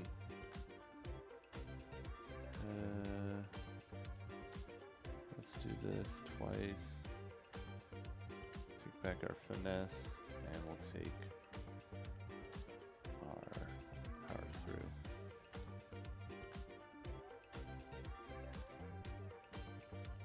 Yeah, I guess we're taking 25 to the face. Cool. 19, excuse me.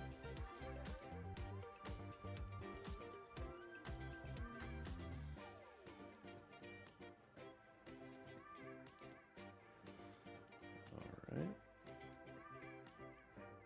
The dual wielding of the power through.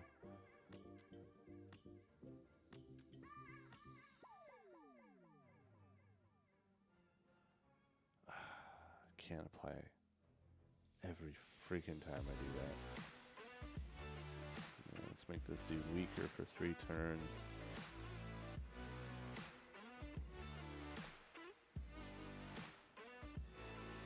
Okay, the bomb might actually be helpful this time around. Oh, I don't want to get rid of any of these. How's it going, Emporium guy? How you doing? Taking a bit of a break from doing anything valuable. I think I have competing sound there. Alright. I'm doing good. Just playing some Slay the Spire because, you know, it's one of my all-time favorite games. I suck at it, but whatever. Okay, let's do Rage. And do Cleave and Iron Wave. That. What are you up to today?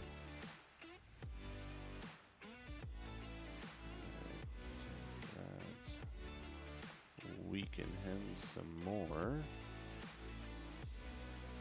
No, we don't want to do that. We want the block.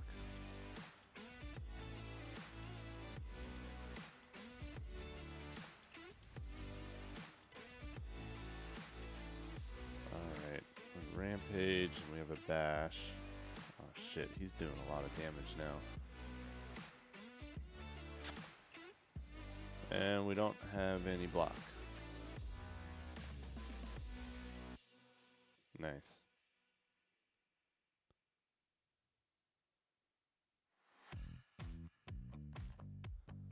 Yeah.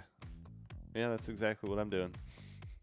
I programmed a little bit this morning, working on that game. What do you do? What's your day job programming? 10 strength. Can I kill this guy? No, I really can't. Boy. I think this might be the end. Oh, we're close. We're close to the end. That sucks.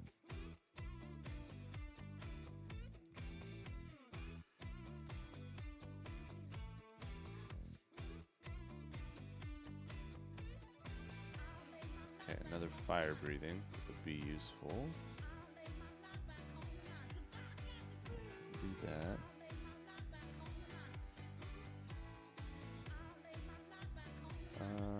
Yeah, we can do double tap on the Iron Wave.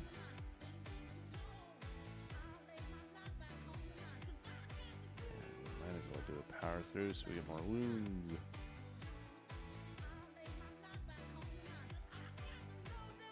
Oh my god, 44. Yeah, we're dead. We are dead. Dead, dead, dead. Wasn't a good run anyways.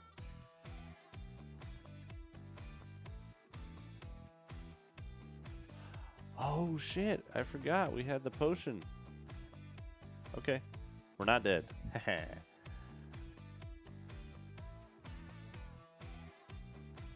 Yeah, Emporium guy, what do you work on? If you don't mind me asking. Add 2 wounds in your hand, gain 20 block. Yeah, we need that. We'll do an Iron Wave, Headbutt. Let's send back the Iron Wave is just too useful.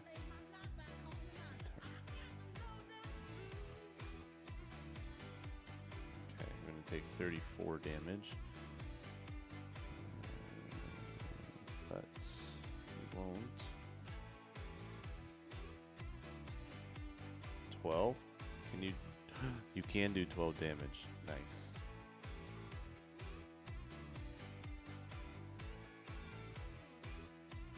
Arabic to English to Korean.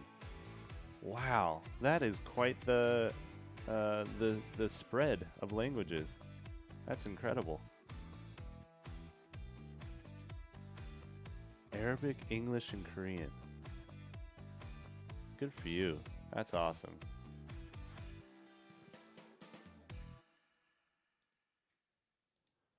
Did you go and learn those languages? Like how did you come about knowing 3 languages?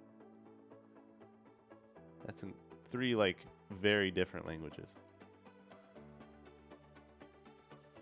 I'm lame. I know. I know 1.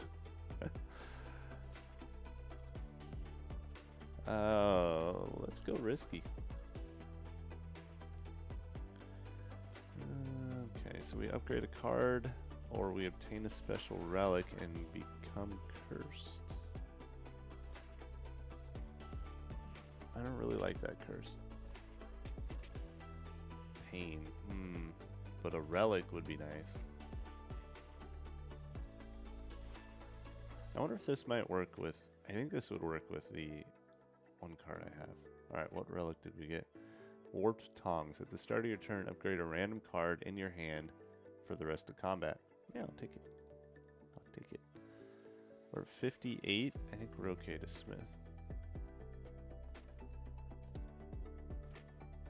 Wow. That's incredible.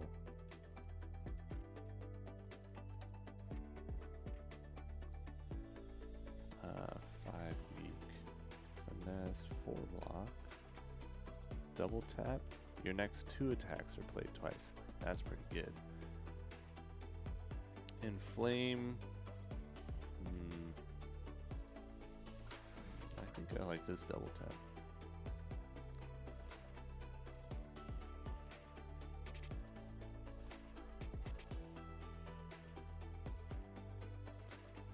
That's so cool. And what are you working on programming wise?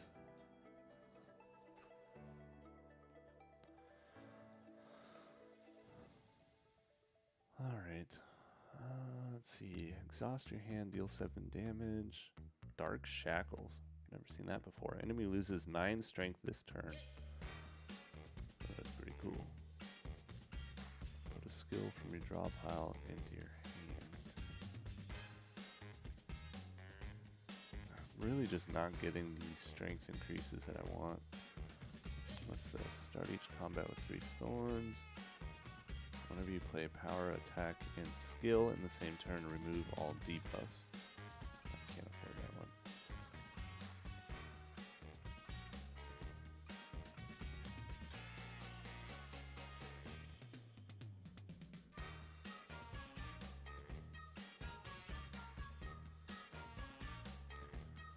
Hmm. Let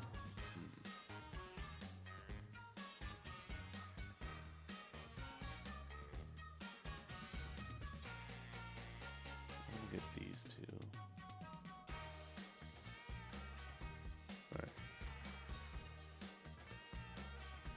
C# and their ASP.NET framework.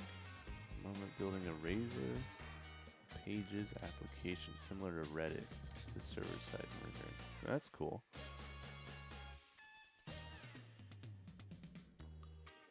C# is very Windows driven, right? That's about all I know about it. Like, Windows largely does most of the support for it. Enemy loses 15 strength. Oh shit. I like that. We're doing that. That's worth it.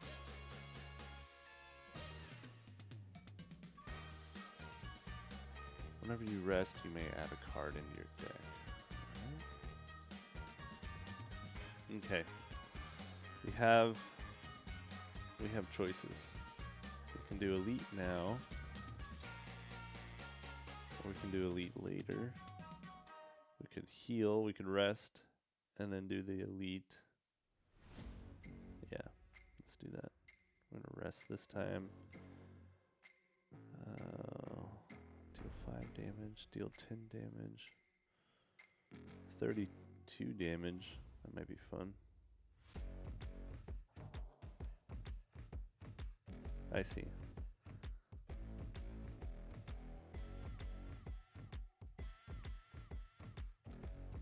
What the hell is this? Giant head. Okay, and then whenever you play a card, Giant Head receives 10% more damage from attacks this turn.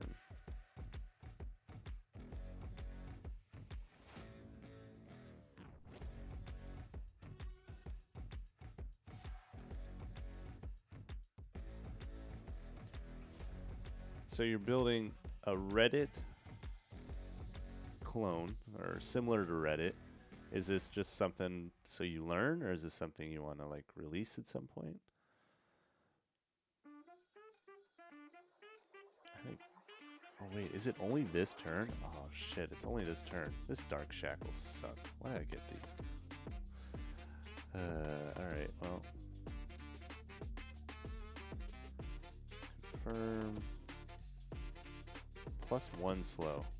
Whenever you play a card, 10% more damage from attacks this turn. Oh. So the more cards I play, the more attack damage he takes. Okay. Do that. That.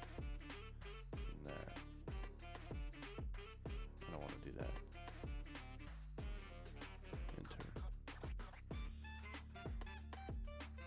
Enter. .NET has been multi-platform since 2015.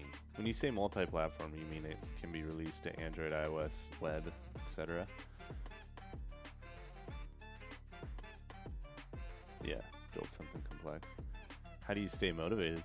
That's what I've found to be the difficult part.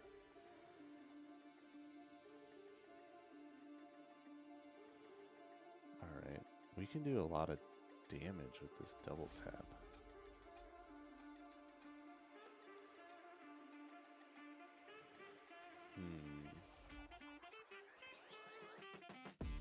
You brute through force through it. Well, good job. Good on you. You want to become a developer, I'm assuming? You don't want to translate anymore?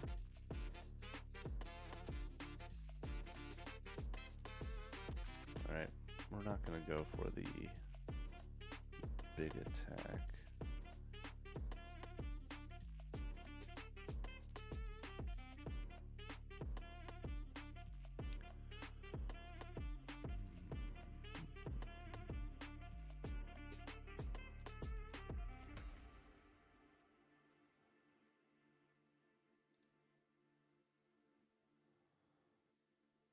Uh-oh, he's counting down. What does that mean? Alright, so I'm going to take damage now. Gain 1 strength. So each time I take damage, Lose 1 HP whenever you play another card. Okay.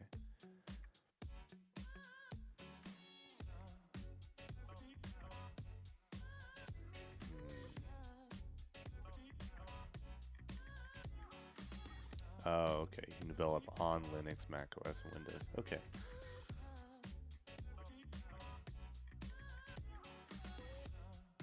I see. I see what you mean. Like multi-platform in the sense that it doesn't matter what environment you're on.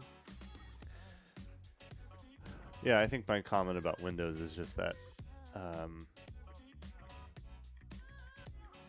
Windows is the largest proponent for C#. I myself, I'm very biased towards Kotlin because that's what I use in my day job.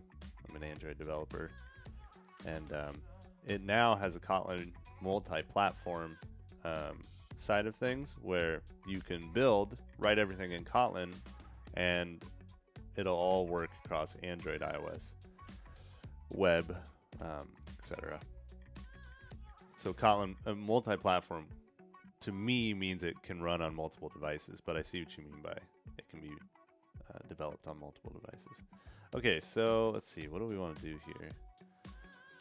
This dude is starting to count down. Every card I play, let's see what happens here. I get 1 strength. Cool. So let's just get as much strength as I can.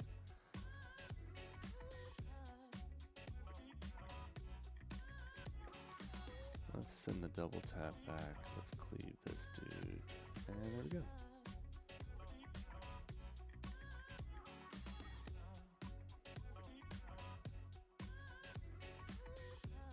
Yeah. Yeah, I get that. Well, awesome. You're fighting to do something else. That's a lot of people can't do that. So good. Good job. Okay. Armaments.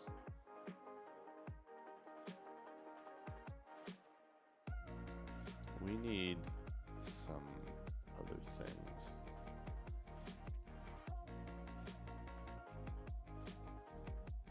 Okay.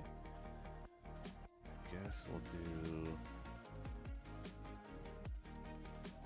I have a feeling we're going to want this guy to be weaker. And then we will have a free Iron Wave later on.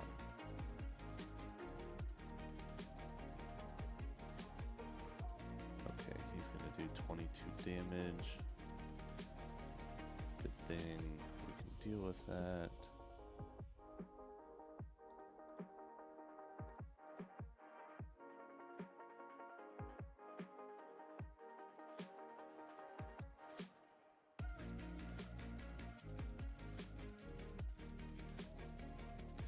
So have you released your application you've been working on out to the public? Can you get feedback for it on it? Or is it still all internal?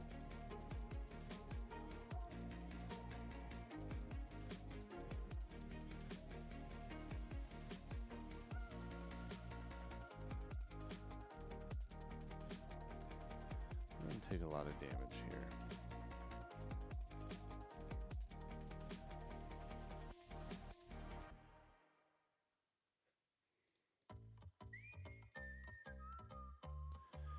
Yeah, we're going to take 15 damage. That's not great.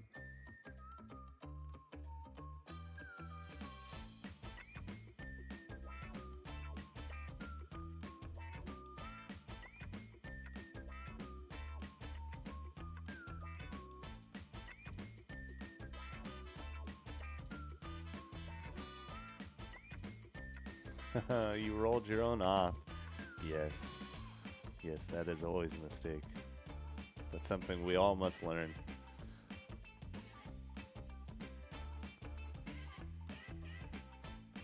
Oh, jeez, this guy's gonna do another 15 damage. Oh, lordy. Wow, we might be screwed if we can't do anything about this.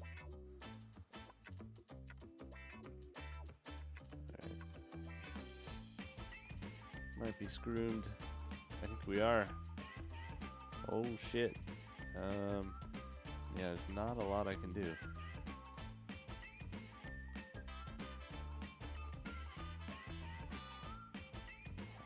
Okay. Okay, good thing. Getting a lot of block this turn. Ooh, a double tap. That's exactly what we needed. All right. We're at 32. Nice. Okay, we'll survive. But I don't think we'll survive the next one. Oh. Still in the... Yeah. Guess we gotta do Iron Wave.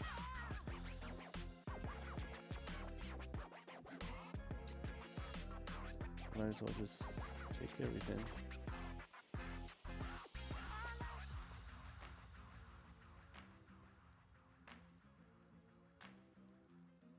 Oh, we're so close. We survived. Nice. While your HP is at or below 50%, you have 3 additional strength. I have never seen that before. That's pretty cool.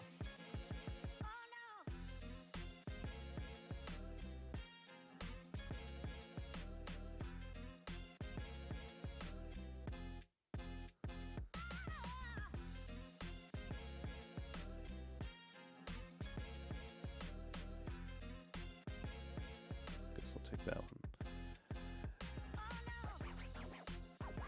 Yeah.